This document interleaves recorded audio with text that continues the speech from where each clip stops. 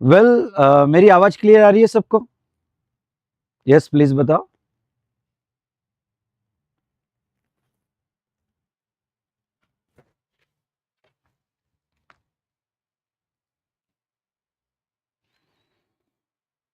Just minute, मैं connect हो जाता हूँ।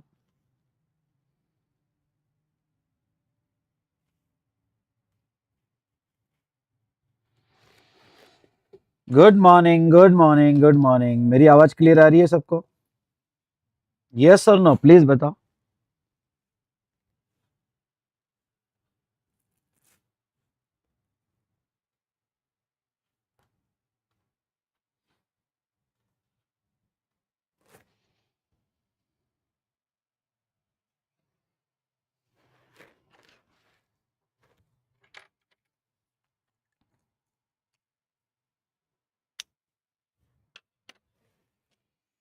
Good morning.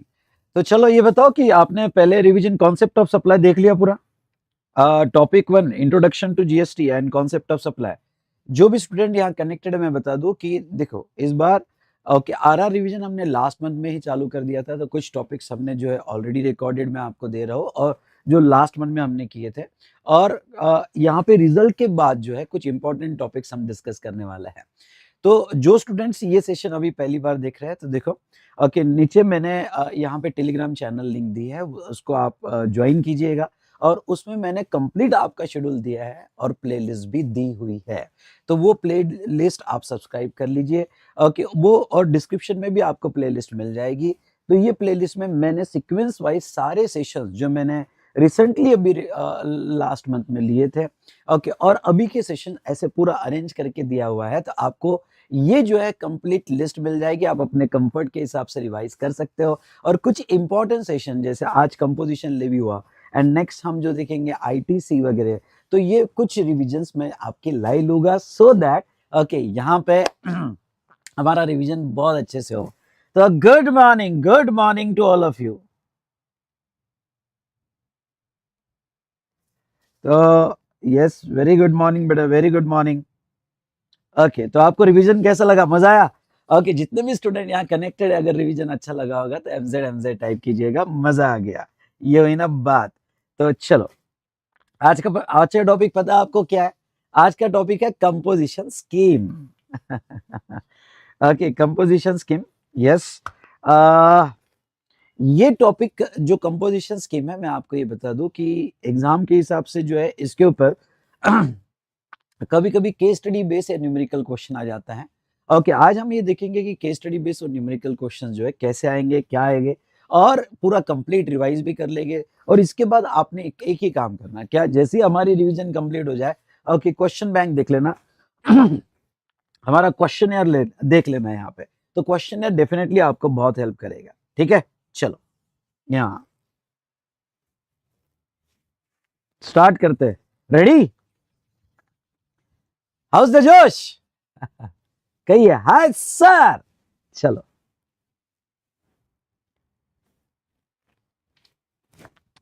नाउ टॉपिक है कंपोजिशन स्कीम। अब कंपोजिशन स्कीम ये टॉपिक स्टार्ट करने के पहले कुछ बातें मैं आपके यहाँ पे डिस्कस लेना चाहूंगा, और वो है डेफिनेशन ऑफ एग्रीगेट टर्नओवर, जिसके ऊपर न्यूमेरिकल क्वेश्चंस एग्जाम में पूछे जाते हैं। जैसे एग्रीगेट टर्नओवर की डेफिनेशन क्या है, अब थोड़ा यहाँ समझ लेना। अगर आपके पास चार्ट बुक होगी तो यहाँ पे एग्रीगेट टर्नओवर, ओके तो एग्रीगेट टर्नओवर की एक होती है नॉर्मल डेफिनेशन, जो एग्रीगेट टर्नओवर की सेक्शन 2 में दिया है, एक नॉर्मल डेफिनेशन। और एक है स्पेशल एडजस्टमेंट। ओके यहाँ पे आपको लिखना हो तो लिख दो चार्ट में, ये सेकंड पेज पे, जैसा ये चार्ट हमारा चार्ट हुआ, और चार्ट में सेकंड पेज पे मैंने एग्रीगेट टर्नओवर की डेफिनेशन लिया है। और एग्रीगेट टर्नओवर में यहाँ पे मैं आपको बता दूं, स्पेशल एडजस्टमेंट यहाँ लिखना हो तो लिख देना फॉर सीएल। सीएल के लिए, सीएल मतलब कंपोजिशन लेवी, और कंपोजिशन लेवी के लिए स्पेशल एडजस्टमेंट। तो ये जो दी गई है डेफिनेशन एग्रीगेट टर्नओवर की, ये नॉर्मल डेफिनेशन दी है। ओके ये नॉर्मल डेफिनेशन है। और same for turnover in state, turnover in state की ये नॉर्मल डेफिनेशन दी है। ओके नॉर्मल डेफिनेशन दी है। और उसके बाद में यहाँ पे ये जो है special adjustment, special adjustment for CL, मतलब ओके, टर्नओवर स्टेट में आपको क्या स्पेशल एडजस्टमेंट करना है सेल के लिए, वो हमें यहाँ पे देखना है। सर ये डेफिनेशन आप क्यों पढ़ा रहे हो? क्यों? क्योंकि एग्रीगेट टर्नओवर के बेस पर आपकी सेल डिसाइड होगी। तो what should be an aggregate turnover, ये हम जरूर देखेंगे। चलो यहाँ पे अगर आप आ जाते हो एग्रीगेट टर्नओवर पे, तो एग्रीगेट टर्नओवर ये डेफिनेशन क्या कहती है, यहाँ पे देखो थोड़ा ये डेफिनेशन को मैं सिंपल वर्ड में कर देता हूँ, और जो मैंने यहाँ पे रेगुलर क्लास में बताया था ओके वो फॉर्मूला से आपको एग्रीगेट टर्नओवर और समझाने की कोशिश करता हूँ। अब देखो एग्रीगेट टर्नओवर का मतलब क्या होता है। ओके, एग्रीगेट टर्नओवर का मतलब क्या होता है, तो डेफिनेशन स्टार्ट होती है एज पर सेक्शन 26। सेक्शन आपको लर्न करना नहीं है। Aggregate turnover is the value of, मतलब आपको सबसे पहले तो वैल्यू लेना है। ओके, आप चार्ट में देख सकते हो ऐसी वर्डिंग्स आपको मिल जाएंगे, मैं तो थोड़ा उसको और प्रिसाइसली अरेंज कर रहा हूँ सो दैट आपको जो है यहाँ पे क्लियरली याद रह जाए। ओके, वैल्यू ऑफ क्या, value of all taxable supplies. देखो पहली लाइन कहती है कि ऑल टैक्सेबल सप्लाईज आपको लेने हैं। अब ऑल टैक्सेबल सप्लाईज, इसमें ऑल का मतलब क्या हो जाता है, ऑल मतलब ऑल इंट्रास्टेट और इंटरस्टेट, मतलब आपने जितने भी इंट्रास्टेट सप्लाई किए होंगे और इंटरस्टेट सप्लाई किए होंगे वो सारा आपको ले लेना है। प्लस ओके वो सप्लाई सर्विस का हो, वो एसओजी हो, ओके एसओजी हो या एसओएस हो, ये ओके जब भी आप टर्नओवर निकाल रहे हो, ओके जैसे आप थोड़ा profit and loss account imagine करो, टर्नओवर मतलब आपका सारा आउटवर्ड आपका सेल्स, तो वो जो है ऑल टैक्सेबल सप्लाई का मतलब ये होता है कि ऑल टैक्सेबल सप्लाई में इंट्रा हो या इंटर हो, एसओजी हो या एसओएस हो, आपको पूरा एग्रीगेट टर्नओवर में लेना पड़ेगा। तो जब भी आपको यहाँ पे डिसीजन लेना है एग्रीगेट टर्नओवर में, तो ये फर्स्ट लाइन बड़ी इंपॉर्टेंट है आपके लिए। नाउ अब उसमें वो क्या कहते हैं, ओके एंड इंक्लूड्स क्या, एग्जम सप्लाई। हाँ अब वो कहते हैं एग्जम सप्लाई उसमें इंक्लूड होगा। अब देखो बेटा एग्जम सप्लाई इंक्लूड होगा, तो यहाँ एग्जम सप्लाई की स्पेसिफिक डेफिनेशन दी है, और अगर आपने मेरा कॉन्सेप्ट ऑफ सप्लाई का चैप्टर रिवाइज किया होगा तो मैंने एग्जम सप्लाई में स्पेशली आपको बोला था, ओके वो चार्ट याद होगा, तो मैंने कहा था एग्जम सप्लाई में आपको जीएसटी पर्पस के लिए 3 सप्लाई लेने पड़ते। बताओ कौन से 3 सप्लाई लेने पड़ते हैं जीएसटी पर्पस के लिए, याद आ रहा है क्या? चलो रिप्लाई करो। ओके यस, आपको बोल ली एग्जाम प्लस नील रेट, ये भी एग्जाम सप्लाई माना जाएगा, और नॉन टैक्सेबल सप्लाई भी आपका एग्जाम सप्लाई माना जाएगा। मतलब जब आप एग्रीगेट टर्नओवर लोगे तो अगर आपने कोई नॉन टैक्सेबल सप्लाई किया हो, सर नॉन टैक्सेबल सप्लाई का मतलब क्या, देखो जब भी जीएसटी में नॉन टैक्सेबल सप्लाई आएगा ना, तो आपके दिमाग में 7 सप्लाई आने चाहिए। कौन से 7 सप्लाईज आने चाहिए? 5 तो हमारे पेट्रोलियम प्रोडक्ट वाली है, ओके यानी petroleum crude, high speed diesel, aviation turbine fuel, वो तो 5 प्रोडक्ट्स तो वही है, प्लस ओके यहाँ पे अल्कोहल या और ENA, ओके तो रेक्टिफाइड स्पिरिट वाला, तो यहाँ पे जो है यहाँ 7 प्रोडक्ट्स हो गए। तो अगर किसी बंदे का, चलो थोड़ा आप profit and loss account imagine करो, भाई सेल्स है, मेरी ग्रोसरी शॉप है, और ग्रोसरी शॉप में मेरी वाइन भी है, भाई बहुत बड़ा मेरा मॉल जैसा ग्रोसरी शॉप है, और वाइन भी है, मैं वाइन सेल कर रहा हूँ। तो जब एग्रीगेट टर्नओवर निकाला जाएगा, और अगर आप वाइन या अल्कोहल सेल कर रहे होगे, ओके विस्की वगैरह, तो वो भी आपके टर्नओवर में लिया जाएगा। मतलब एग्रीगेट टर्नओवर निकालते वक्त ये मत देखना ओके कि यहाँ पे उस पर जीएसटी आएगा या नहीं आएगा, उससे हमें कोई लेना देना नहीं है। हमें बंदे का एग्रीगेट टर्नओवर निकालना है, उसके सारे टैक्सेबल सप्लाई जिसके ऊपर जीएसटी आते हैं वो तो लेना ही है। ओके साथ साथ में यहाँ पे एग्जाम सप्लाई हो गए, तो एग्जाम सप्लाई में तीनों सप्लाई टर्नओवर कैलकुलेट करते वक्त आपको ऐड कर देने पड़ेंगे, and that is only exempt, nil rate and non taxable supply, ये तीनों भी ऐड कर देने पड़ेंगे। अब यहाँ पे ट्रिकी एरिया क्या आता है जहां स्टूडेंट कंफ्यूज हो जाते हैं। सर आपने जब हमें चार्ट में पढ़ाया था, ओके और आपका ये सवाल बिल्कुल वैलिड क्वेश्चन है कि सर आपने जब हमें चार्ट में पढ़ाया था तो आपने हमें ये स्पेसिफिकली पढ़ाया हुआ है, और ये चार्ट आपका ही है सर, ये देखो आपने हमें ये बोला था ओके कि एग्जाम सप्लाई, ये देखो सर ये चार्ट में आपने बोला था कि एग्जाम सप्लाई और नील रेटेड सप्लाई ये टैक्सेबल ही होते हैं। ओके ये एग्जाम तो नील रेटेड ये तो आपने टैक्सेबल के अंडर ही दिया।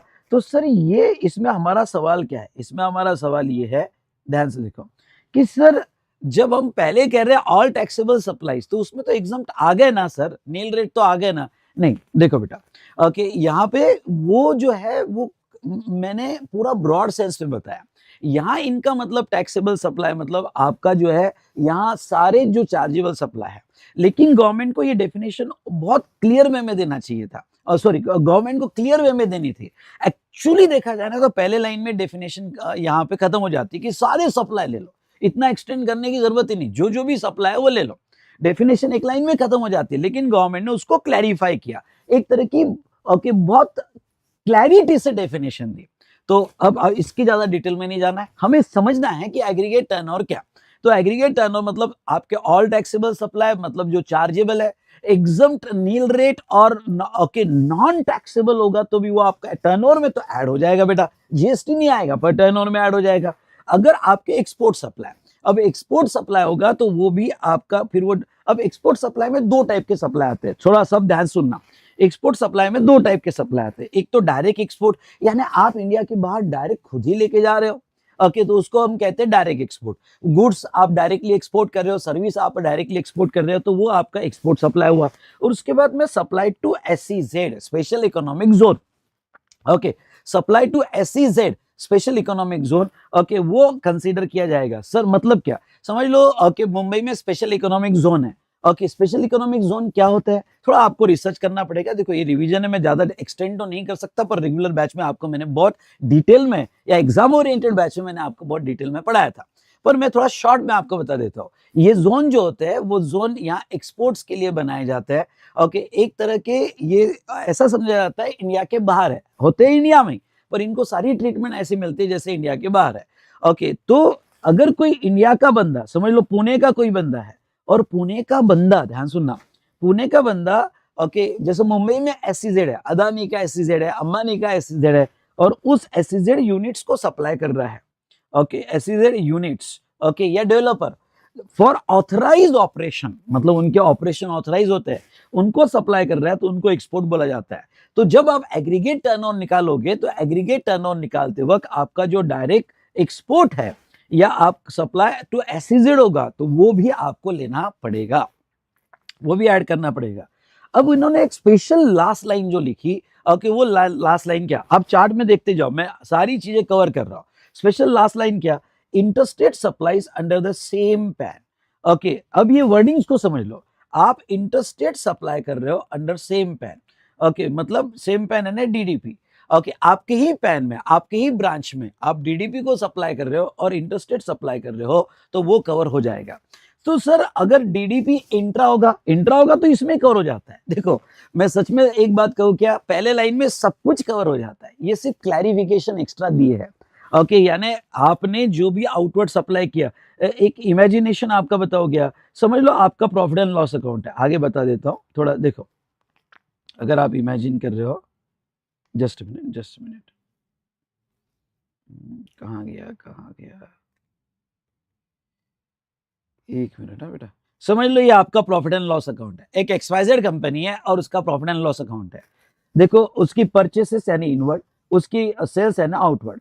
ये बताओ कि आपका आउटवर्ड में जो भी सप्लाई होगा, सेल टैक्सेबल होगा, एग्जम्प्ट होगा, नील रेट होगा, एक्सपोर्ट होगा, नाउ इंटरस्टेट होगा, उसके बाद में स्टॉक ट्रांसफर होगा, व्हाटएवर आपके आउटवर्ड में रहेगा वो आपके टर्नओवर में इंक्लूड कर लिया जाएगा। ये एक डेफिनेशन आपको बताती है। चलो ये तो हमने देखा रिगार्डिंग टू यहाँ पे कि एग्रीगेट टर्नओवर, और ये सारा कैलकुलेशन, ये आपका जो टोटल वैल्यू लिया जाएगा सारे टर्नओवर का, ये ऑल इंडिया बेसिस पे लिया जाएगा, okay, underline that word in chart, all India basis, chart में वो अंडरलाइन करो कि आपका जो टर्नओवर है यहाँ पे, ये ऑल इंडिया, सॉरी मैं कंपोजिशन स्कीम में आ जाता हूँ पहले तो, हाँ, यहाँ पे आपका जो टर्नओवर है, यहाँ एक वर्ड है to be computed all India basis पे आपका कंपटीशन किया जाएगा। लेकिन अब दो बातें आपको समझनी है कि जब भी आप एग्रीगेट टर्नओवर का न्यूमेरिकल क्वेश्चंस या जब भी कैलकुलेशन करोगे, तो एग्रीगेट टर्नओवर एक्सक्लूड्स, क्या एक्सक्लूड करता है, inward supply on which tax payable under RCM, inward supply on which tax payable under RCM, मतलब किसी भी टाइप का परचेसेस तो नहीं होगा, हमको आउटवर्ड ही देखना है। अच्छा कोई ऐसा इनवर्ड होगा जिसका टैक्स आपने दिया होगा, तो वो भी एक्सक्लूड हो जाएगा, है ना। आप टर्नओवर लेते वक्त आपके आउटवर्ड देखो, इनवर्ड मत देखो, और इनवर्ड में आरसीएम वाला टैक्स अगर आप दे रहे हो तो वो भी मत देखो। एंड सेकंड, आपके जीएसटी एलिमेंट, अगर आपके टर्नओवर में कोई जीएसटी इंक्लूडेड होगा तो जीएसटी को एक्सक्लूड करके आपको आपकी वैल्यू लेनी है, ध्यान सुनना, आपको वैल्यू लेनी है जिसमें जीएसटी आप कंसीडर नहीं करोगे। तो ये आपका डेफिनेशन हुआ एग्रीगेट टर्नओवर। ओके, ये बेटा समझ में आया क्या, बोलो एग्रीगेट टर्नओवर जो सेक्शन 26 के हिसाब से ओके वो समझ आ गया। ये तो डेफिनेशन एज पर लॉ दी है जो आपको पूरे एक्ट में यूज करना है, लेकिन हाँ इस एग्रीगेट टर्नओवर में आपको कुछ स्पेशल एडजस्टमेंट करना पड़ेगा ओके फॉर सीएल ओनली, यानी ये जो मैं एडजस्टमेंट यहाँ पढ़ा होगा वो सीएल के लिए रहेगी। ये पॉइंट समझा कि आपको? समझाओ तो बोलो यस सर, समझाओ तो बोलो yes sir.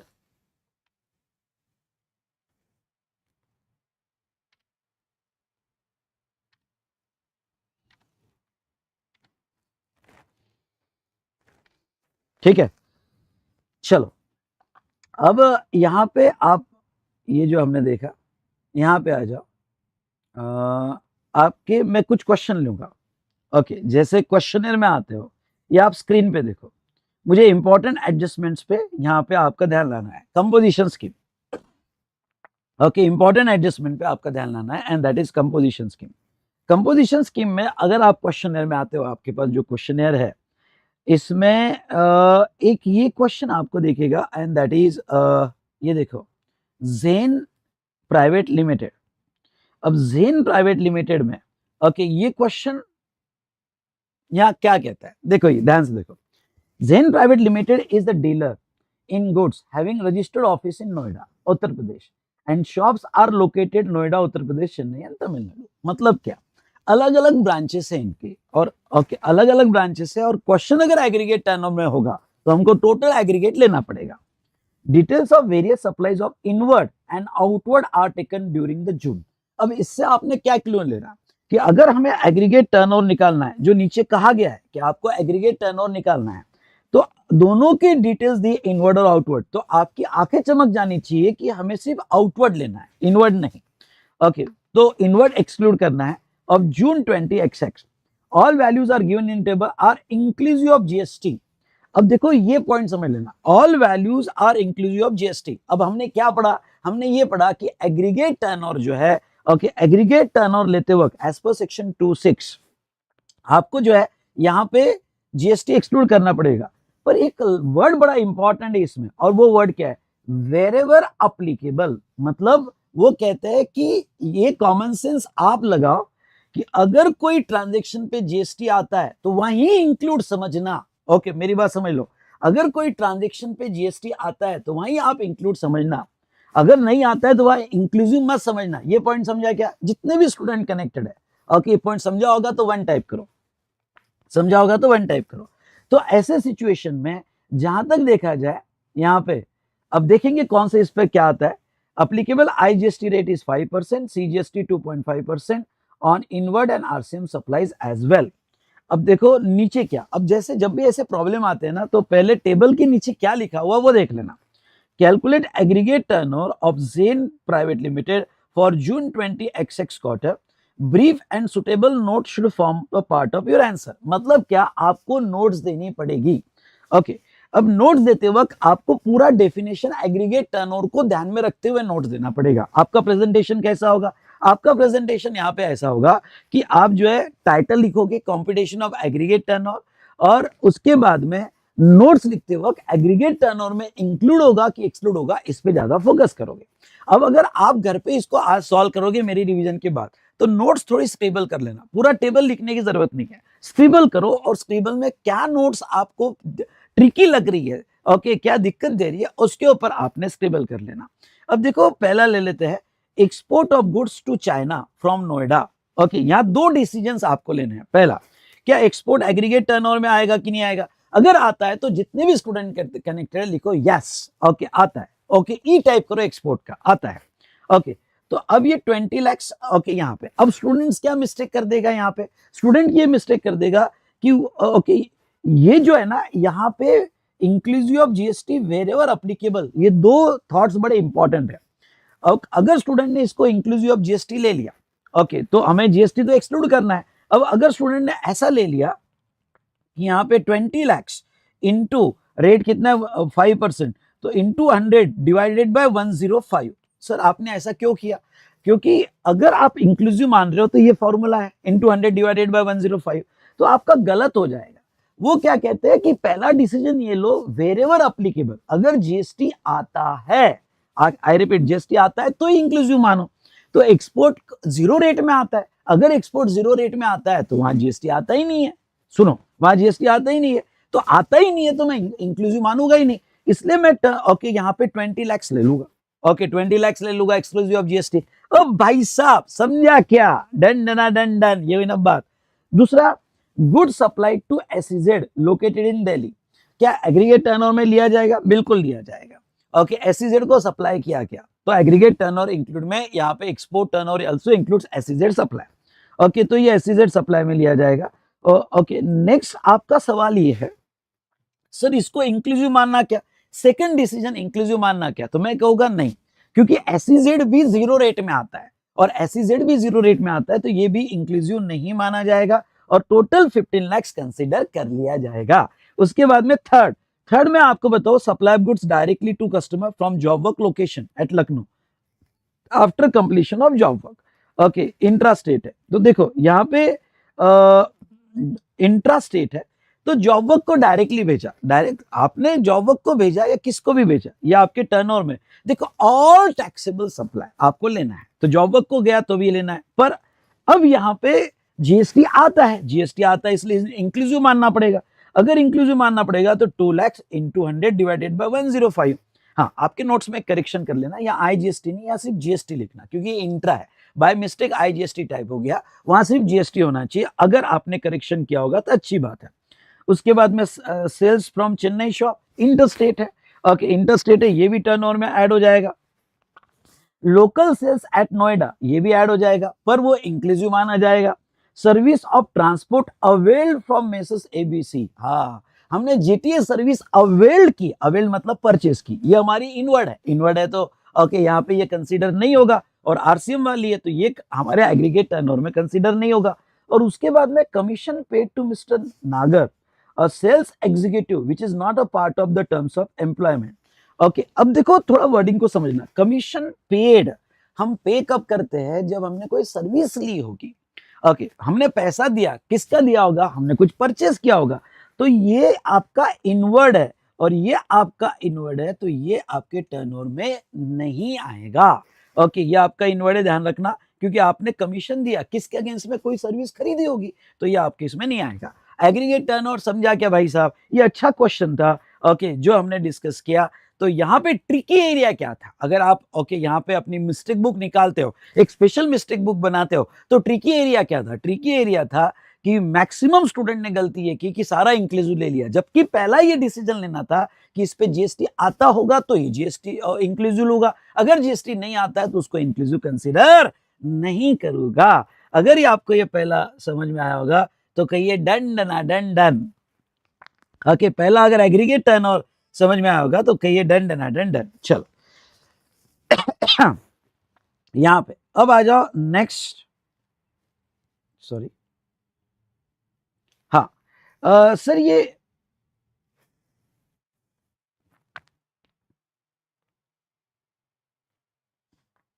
Just a minute ना,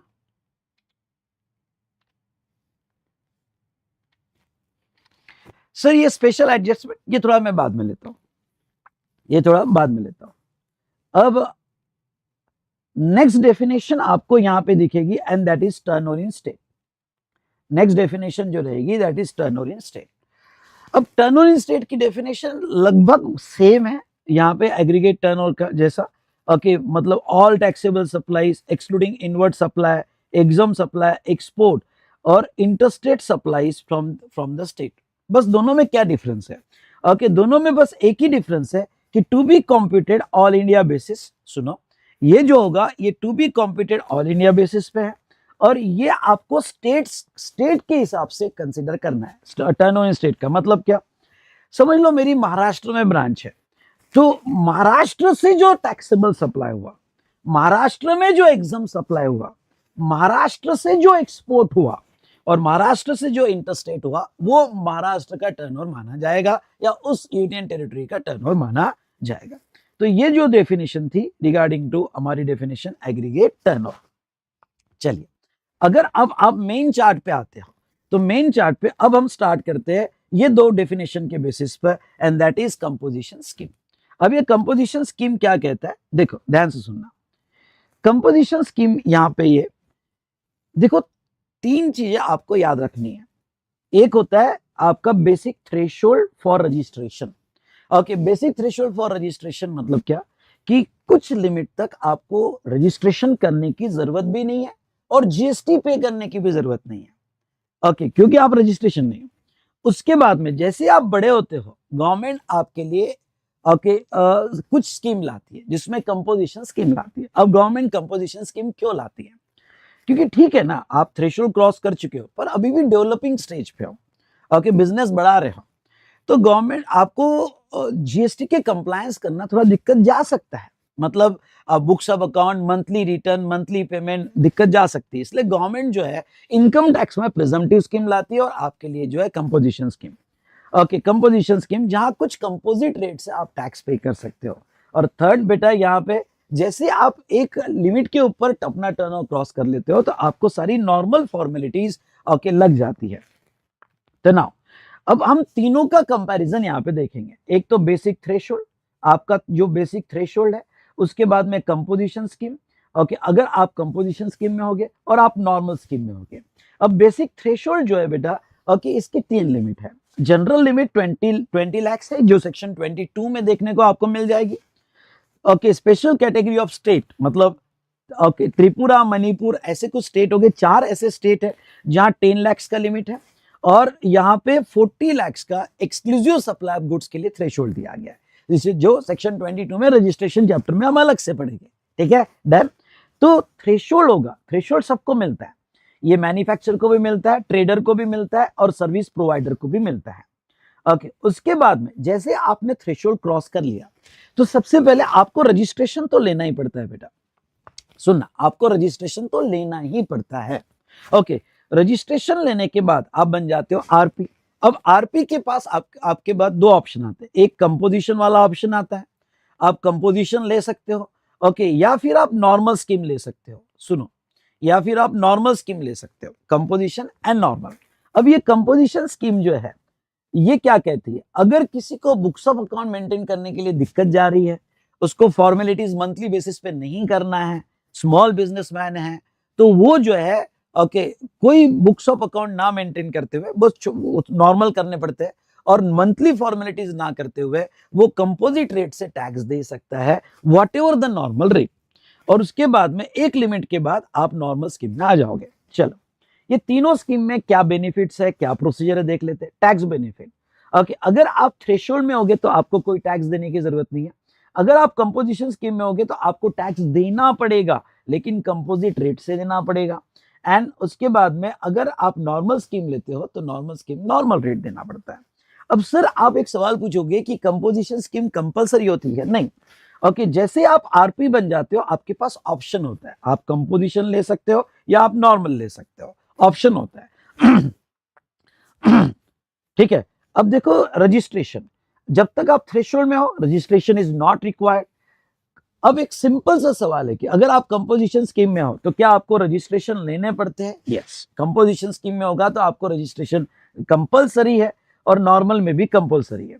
जीएसटी इनवॉइस, अगर आप थ्रेशोल्ड में हो for registration not required. Invoice ने आपको जैसे इनवॉइस बनाना है बनाओ, जीएसटी के हिसाब से इनवॉइस बनाने की कोई जरूरत नहीं है।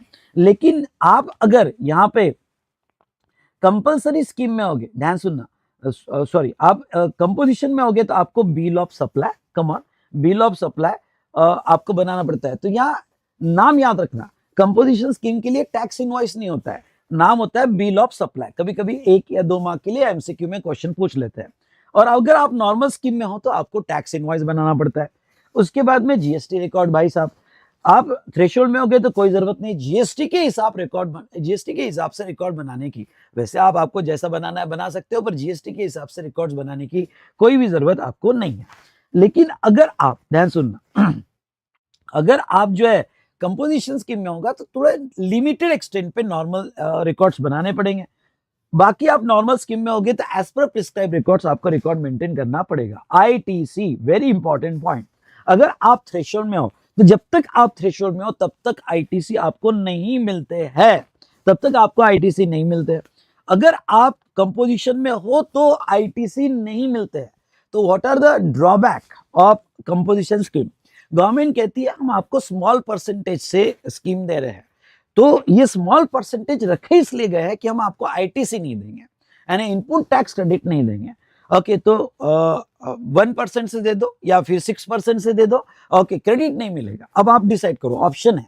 तो क्रेडिट आपको कंपोजिशन स्कीम में नहीं मिलते। दूसरा ड्रॉबैक है कि आप जो भी टैक्स पे कर रहे हो कस्टमर को पास ऑन नहीं कर सकते, ट्रांसफर नहीं कर सकते, वो एक दूसरा ड्रॉबैक है। नेक्स्ट मैं आपको ये बता दूं कि नॉर्मल स्कीम होगा तो नॉर्मल स्कीम में पूरा रेट का टैक्स पे करो और आप आईटीसी ले सकते हो। जीएसटी रिटर्न्स, ओके, यहां ध्यान देना सभी लोगों ने, देखो जीएसटी रिटर्न थ्रेशोल्ड में नॉट रिक्वायर्ड। कंपोजिशन स्कीम में आपका GST return GSTR 4 okay annually जाता है, और एक जीएसटीआर 9 है जो एनुअल रिटर्न है। ठीक है, जीएसटीआर 9 है जो अभी कंप्लायंस नहीं है, लेकिन जीएसटी ये बॉक्स करना, यहाँ पे रिटर्न 3B में नहीं जाता है, मंथली नहीं जाता है, लर्न करना, यहाँ पे रिटर्न साल भर का जाता है, ये बहुत बड़ा फायदा है। ओके, कंप्लायंस साल भर के रिटर्न में है, तो जीएसटीआर 4 जो है एनुअली जाएगा। उसके बाद में लेकिन गवर्नमेंट कहती है ठीक है ना, आप जो है रिटर्न हमें पूरे साल का दो, लेकिन पेमेंट क्वार्टरली दो, यानी आपके पेमेंट क्वार्टरली लेते हैं, यानी ये क्वार्टर का जो आपका टर्नओवर हुआ वो टर्नओवर का 1% या 6% आपको देना पड़ेगा, रिटर्न आप एक साल बाद देना। तो payment is quarterly but return is annually. Okay, और दूसरा मैं आपको बता दूं यहाँ पे पेमेंट करने के लिए आपको एक स्टेटमेंट देना पड़ता है। ओके, कि भाई बताना पड़ेगा ना स्टेटमेंट में कितना टर्नओवर है, कितना आपका कौन कौन सा सप्लाई हुआ है। तो ये पेमेंट करने के लिए आपको एक स्टेटमेंट देना पड़ता है क्वार्टरली, और वो CMP 08 में देना पड़ता है। तो देखो आपको QRMP स्कीम में कंप्लायंस कैसे है, आपका quarterly statement plus payment, okay, ये जाएगा, 4 क्वार्टर के स्टेटमेंट्स और पेमेंट जाएंगे, और फिर एनुअल का आप 30 जून तक GSTR 4 फाइल कर सकते हो। लेकिन आप नॉर्मल स्कीम में हो तो GSTR 1, 3B वगैरह ये आपको कंप्लायंस मंथली बेसिस पे करने पड़ेंगे, और QRMP स्कीम होगी तो क्वार्टरली बेसिस पे करने पड़ेंगे। ओ भाई साहब, ओके, यहाँ पे ये पहला वाला टेबल आपको क्लियरली समझा क्या? It's a difference between threshold, composition and normal. अगर डिफरेंस समझा होगा तो फटाफट टाइप कीजिएगा 1। पहली चीज आपको क्लियर हो गई। भाई मेरे साथ कम्युनिकेट कीजिए, और रिवीजन अच्छी लग रही होगी तो पहले ही लाइक मार दो, मैं पहले ही कह रहा हूँ, पहले ही लाइक मार दो। देखो ओके, यहाँ पे रिवीजन बेस्ट रहेगी। ओके, और आप मेरे पे ट्रस्ट करो, ओके, मेरे पे ट्रस्ट करो, और अपनी कमेंट आप ऑफलाइन मोड में रिकॉर्डेड देखोगे ये यूट्यूब पे, तो अपनी कमेंट जरूर देना बेटा। ओके, तो चलिए यहाँ पे, तो चलो ये तो हुआ रिगार्डिंग टू कंपोजिशन स्कीम, ये हमारा पहला कॉन्सेप्ट की हुआ। दूसरा, थोड़ा कंपोजिशन स्कीम के रेट्स क्या होते हैं। ओके, देखो मैं बिल्कुल ऐसे सेग्रीगेट करके चार्ट में चीजें बता रहा हूँ। ये अगर आपके पास चार्ट है ना, इतना बढ़िया है कि आप 2 पेज में चैप्टर खत्म कर सकते हो, और सारी चीजें बहुत प्रिसाइज मैनर में सेग्रीगेटेड क्लियर आपका हो जाएगा। अब देखो कंपोजिशन स्कीम में अगर आप होगे तो 2 टाइप की कंपोजिशन स्कीम यहाँ पे दी है। अब देखो मैंने जब रेगुलर क्लास में ये सारी चीजें आपको लिखा के दी है, और ओके यहाँ पे यस, अब मैं थोड़ा आपको ये बता दूं, 2 टाइप की कंपोजिशन स्कीम होती है। ऐसा हम बहुत चार्ट स्क्रिबल करते हैं। ओके, अगर आप देखते हो तो रेगुलर में मैं क्वेश्चंस आपको एक एक लाइन बताता हूं कि आपका प्रेजेंटेशन कैसा होना चाहिए। ओके, तो आपको याद आ रही होगी चीजें। ओके, अब आपको बताता हूं कंपोजिशन लेवी। अब कंपोजिशन लेवी में 2 टाइप की स्कीम है। चलो मेरे साथ बोलो, 2 टाइप की स्कीम है। एक सेक्शन 10(1) और 10(2) की स्कीम। अब ये 10(1) 10(2) लर्न करना पड़ेगा। ओ भाई साहब, अभी लिख लो, स्क्रिबल कर लो, सेक्शन 10(1) 10(2) लर्न करना पड़ेगा, कोई बड़ी बात नहीं है। 10(1) 10(2) मतलब क्या? अगर आप सेक्शन 10(1) की स्कीम लेते हो तो उसकी कंडीशंस 10(2) में है, उसकी कंडीशंस 10(2) में है। ओके, 10(2) में है। और कंपोजिशन लेवी जो है, यहाँ पे कंपोजिशन लेवी एक और स्कीम दी है, और वो 10(2)A, ये लिख के देखो 10(2)A, ये 2A कैपिटल होना चाहिए, सेक्शन 10(2)A, और ये 2A कैपिटल होना चाहिए। 2 स्कीम है, 10(1) कंडीशन 10(2), और दूसरी स्कीम है 10(2)A। अब ये सर 2 स्कीम क्यों दी कंपोजिशन स्कीम में? आपके डाउट सब में एंड में लूंगा, और बेटा रिवीजन है। ओके, तो ये रिवीजन है, ध्यान रखना, आपके डाउट्स बाद में लूंगा। तो 10(1) की scheme predominantly for supply of goods के लिए दी है। फॉर सप्लाई ऑफ गुड्स के लिए दिए। मतलब सर, मतलब देखो यहाँ पे जो गुड्स के सप्लायर है कौन हो सकते हैं, मैन्युफैक्चरर हो सकते हैं, ट्रेडर हो सकते हैं, उनके लिए दिया है। तो मैन्युफैक्चरर और ट्रेडर, और ओनली वन सर्विस, जोर से बोलो मेरे साथ, only one service, that is restaurant, catering, mess, जिसमें फूड दिया जा रहा है। जैसा आपको शेड्यूल 2 याद होगा, तो शेड्यूल 2 में ओके ये लिखा हुआ है कि अगर आप ऐसी कोई सर्विस दे रहे हो जिसमें फूड सप्लाई हो रहा है, रेस्टोरेंट है, कैटरिंग है, तो वो सप्लाई ऑफ सर्विस माना जाएगा। तो 10(1) की स्कीम जो है ना, वो प्रीडोमिनेंटली जो गुड्स के मेन सप्लायर्स है, मैन्युफैक्चरर, ट्रेडर्स, उनके लिए है, और एक रेस्टोरेंट कैटरिंग के लिए ये सर्विस दिया गया है। ओके, 10(2) की सर्विस, फिर ये सीएल किसके लिए, कंपोजिशन स्कीम। 10(2) की composition scheme predominantly supply of services के लिए है। मतलब क्या, मतलब ऐसे लोग जो सर्विस में इन्वॉल्व है उनको दिया गया है, या जिसमें प्रीडोमिनेंट सर्विस है, मतलब गुड्स भी होगा। जैसा मेरा सर्विस सेंटर है, सर्विस सेंटर के साथ मैं गुड्स भी बेचता हूँ, मैं रिपेयरिंग मेंटेनेंस करता हूँ, साथ साथ में गुड्स भी बेचता हूँ, पर प्रीडोमिनेंटली मेरा गुड्स है। तो उन लोगों के लिए इन्होंने जो है 10(2) की स्कीम लाई। नाउ मैं आपके और ये बता दूं, बोथ सीएल आर ऑप्शनल, यानी आप 10(1) में ले रहे होगे या 10(2) में ले रहे हो, दोनों सीएल यहाँ पे ऑप्शनल है। आई रिपीट, दोनों सीएल यहाँ पे ऑप्शनल है। ठीक है, अब देखो सीएल ये किसको बेनिफिशियल है, क्योंकि आप सीएल में जब बिल ऑफ सप्लाई देते हो, तो बिल ऑफ सप्लाई में जीएसटी पास ऑन नहीं कर सकते। ओके, कस्टमर को टैक्स लगा नहीं सकते, क्योंकि ये कंपोजिट लेवी है, स्मॉल परसेंटेज से है। तो ये स्कीम उन लोगों के लिए बेनिफिशियल है जिनके कस्टमर B2C है। B2C मतलब रजिस्टर्ड टू अनरजिस्टर्ड। मतलब समझ लो, मैं क्लास ले रहा हूं, मैं आपका क्लास ले रहा हूं, तो आप B2C हो, आपको क्रेडिट से लेना देना नहीं। तो अगर कस्टमर को क्रेडिट से लेना देना नहीं होगा, तो यस, कंपोजिशन डीलर जो है ओके उसको सस्ते में प्रोडक्ट कर सकता है, कम रेट से जीएसटी लगा सकता है। ओके, तो ये सीएल उनके लिए ही ज्यादा बेनिफिशियल है जिनके ट्रांजेक्शन B2C मतलब रजिस्टर्ड टू अनरजिस्टर्ड हो गए। ओके, यहाँ पे, और ये ऑप्शनल है। चलो अब देखो, यहाँ पे मैंने चार्ट में लिया है कि आपकी कंपोजिशन स्कीम के रेट क्या हो गए, थोड़ा इसको सेग्रीगेट कर लेते हैं। अब देखो, मैं ये लूंगा कि आपकी 10(1) की स्कीम है। अगर आपके पास चार्ट बुक होगा तो यहाँ पे ऐसा बॉक्स करके लिख दो 10(1) की स्कीम है, आप सेक्शन 10(1) में ऑप्ट कर रहे हैं, और ये जो है आप 10(2) में ऑप्ट कर रहे हैं। ओके, 10(2) में ऑप्ट कर रहे हैं। ओके, तो दोनों के रेट्स दिए मैंने, थोड़ा ध्यान से देखना। अब दोनों के क्या रेट्स है, अगर आप मैन्युफैक्चरर होगे तो आपका ओके कंपोजिशन स्कीम में सारा टैक्स टर्नओवर के 1% पे लगाया जाएगा।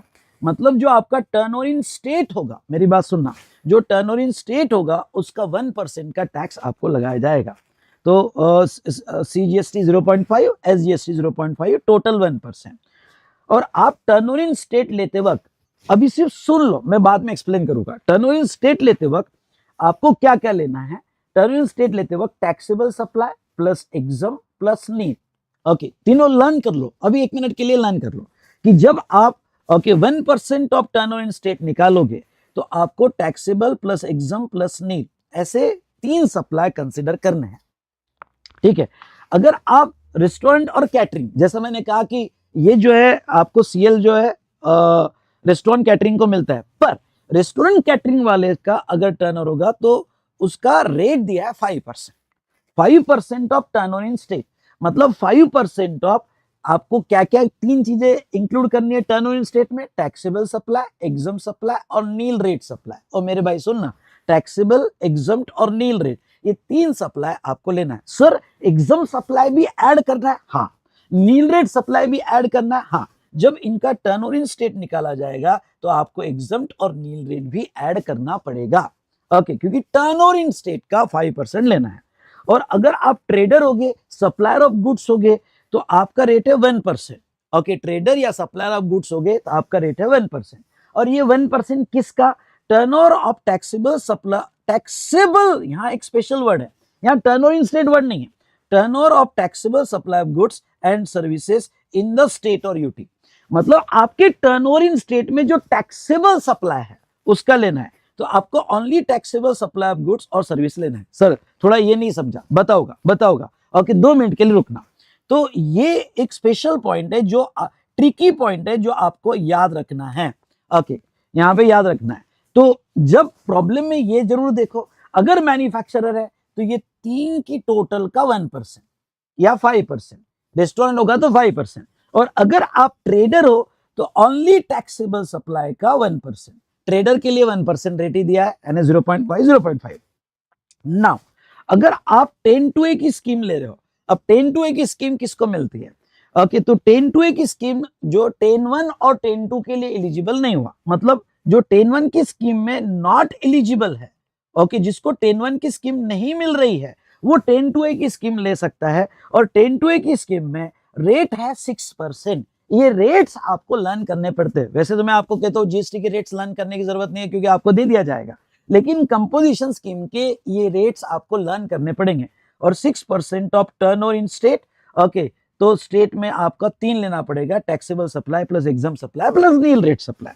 ओके, देखो दोस्तों, थोड़ा सा मैं यहां पे आना चाहता हूं। देखो कॉन्सेप्ट बुक में कंपोजिशन, ठीक है, कंपोजिशन लेवी में ये कॉन्सेप्ट मैं आपको समझाना चाहूंगा। अब देखो, अगर आप कंपोजिशन के स्कीम के लिए ऑप्ट कर रहे हो, ये टेबल की तरफ देखना आपने, अगर आप मैन्युफैक्चरर होगे तो मैन्युफैक्चर के केस में आपको टैक्सेबल तो लेना ही पड़ेगा, plus exempt plus nil rate.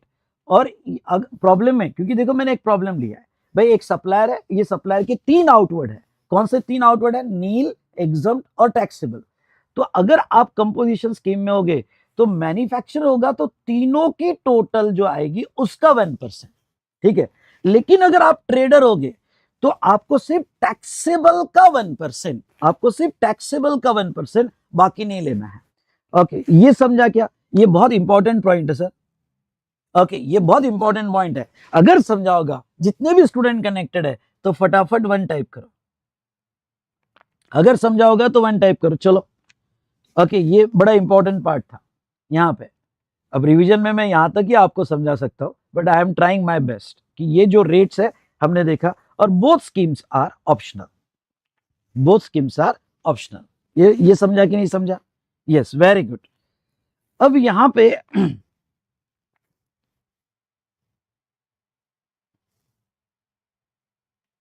अब आते हैं बेटा यहाँ पे 10-1 और 10-2 पे।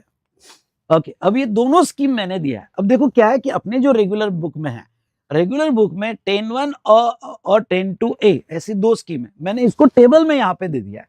यानी 2 स्कीम का डिफरेंस आपको क्लियर समझ में आएगा, और कौन सी स्कीम आपको अप्लाई करनी है ये भी आपको क्लियरली समझ में आ जाएगा। ओके, तो चलो देखो यहाँ पे 10-1, 10-2 और 10-2A, यहाँ पे अगर हम देखें तो अप्लीकेबिलिटी, एलिजिबिलिटी, सीएल।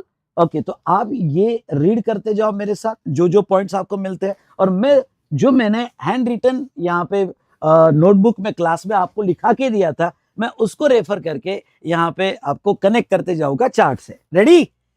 अरे रेडी हो कि नहीं हो? बोलिए यस सर। तो देखो, अब यहाँ पे अगर आप आते हो ये स्कीम में, पहले 10-1 की स्कीम के एक एक पॉइंट समझ लो। सेक्शन 10-1 की स्कीम क्या है? 10-1 की स्कीम मैन्युफैक्चरर, ट्रेडर और रेस्टोरेंट कैटरिंग को ही मिलेगी। मतलब जो फूड, रेस्टोरेंट कैटरिंग, मेस वगैरह जो सर्विस में फूड सप्लाई करेंगे उनको ही मिलेगी। क्लियर? चलो सर, ये थॉट क्लियर। 10-1 की स्कीम उनको ही मिलेगी। सेकंड कंडीशन क्या है? Aggregate turnover of preceding financial year does not exceeds 1.5 crore. अगर आपके सामने क्लाइंट बैठा है तो आप इसको, ओके, वो क्लियर होना चाहिए कि उसका aggregate turnover of PFI does not exceeds 1.5 crore. Okay, तो उसके पिछले साल का टर्नओवर देखो, कंपोजिशन स्कीम में आपको पिछले साल का टर्नओवर देखना पड़ता है। ओके, तो अगर 1.5 करोड़ से नीचे होगा तो आपको ये स्कीम मिलेगी। अब देखो 10-1 में लिमिट है 1.5 करोड़, क्यों? क्योंकि गवर्नमेंट ये मानती है कि जो भी गुड्स के सप्लायर है, ओके, इनमें टर्नओवर ज्यादा दिखता है, प्रॉफिट मार्जिन कम होती है, इसलिए यहाँ पे इन्होंने, ओके, बहुत से ऐसे ट्रेडर मिल जाएंगे जिनके टर्नओवर तो बड़े बड़े दिख रहे हैं पर मार्जिन कम दिख रही है, तो गवर्नमेंट इनको टर्नओवर की लिमिट ज्यादा देती है, क्योंकि गवर्नमेंट को पता है मार्जिन कम मार्जिन वाला गुड्स होता है, ओके, जनरली गुड्स में, इसलिए इन्होंने 1.5 करोड़ का लिमिट दिया है।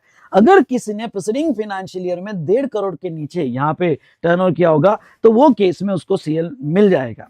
और अगर आप स्पेशल कैटेगरी ऑफ स्टेट में होगे, स्पेशल कैटेगरी ऑफ स्टेट में होगे तो लिमिट 75 लाख होगी। बट ये बहुत ट्रिकी पॉइंट है और यहां समझना, ओके, कौन सा ट्रिकी पॉइंट है? ये वाला, असम हिमाचल प्रदेश और जम्मू एंड कश्मीर, इसके ऊपर क्वेश्चन पूछते हैं। अगर आप आसाम के हो, हिमाचल प्रदेश के हो और जम्मू एंड कश्मीर के हो तो वह 75 लाख नहीं, इवन दो वो स्पेशल कैटेगरी ऑफ स्टेट है, लेकिन वहां पे 1.5 करोड़ का यहाँ पे लिमिट मिल जाएगा। ओके तो ये 3 स्टेट छोड़ के बाकी सारे स्टेट में 75 लाख होगा अगर वो स्पेशल कैटेगरी ऑफ स्टेट होगे। तो अगर आप ये 2 बेसिक कंडीशन पूरी कर देते हो, कौन सी, आप ये कैटेगरी में आते हो और आपका प्रीवियस ईयर का एग्रीगेट टर्नओवर, भाई साहब एग्रीगेट टर्नओवर कैसे निकालना मैंने बताया ना आपको, बोले यस सर। तो आपका प्रीवियस ईयर का एग्रीगेट टर्नओवर सब जो कंपटीशन हमने किया था, अगर इस लिमिट के बिलो होगा या डज नॉट एक्सीड, डॉट उतना होगा तो आपको सीएल मिल जाएगा।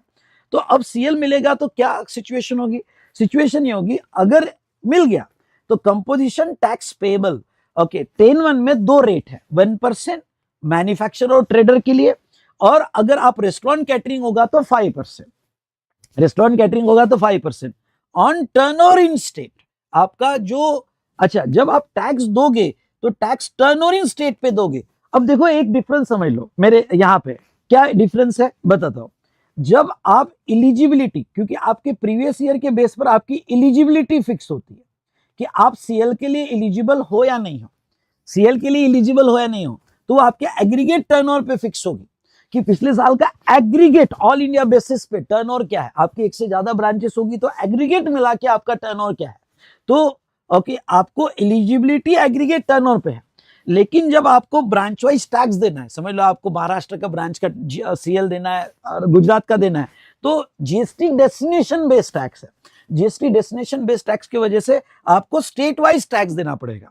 सो महाराष्ट्र में ब्रांच है, महाराष्ट्र का महाराष्ट्र में दो, गुजरात का गुजरात में दो, दिल्ली का दिल्ली में दो, वॉट एवर इट में भी, तो आपको 1% और 5% जो देना पड़ेगा ऑन टर्नओवर इन स्टेट देना पड़ेगा। ये समझा कि नहीं समझा, समझाओ तो बोलो यस सर, ये बहुत क्लियरली हमें समझ में आ गया। Done done done done. तो आपको यहाँ पे 1% या 5% ऑफ टर्नओवर इन स्टेट देना पड़ेगा, और ये लिमिट लैप्स कब होगी, अब देखो यहाँ पे अब वो तीसरी लिमिट, ये 3 लिमिट याद रखनी है। अब वो क्या कहते हैं, टैक्स तो आप दोगे पर कब तक दोगे 1% 5%, भाई रेट तो 40% चल रहा है, रेट तो 18 चल रहा है, पर हमने आपको स्कीम दी कोई 40% वाला गुड्स होगा तो भी आप 1% 5% से दे रहे हो, 5% रेस्टोरेंट कैटरिंग के लिए।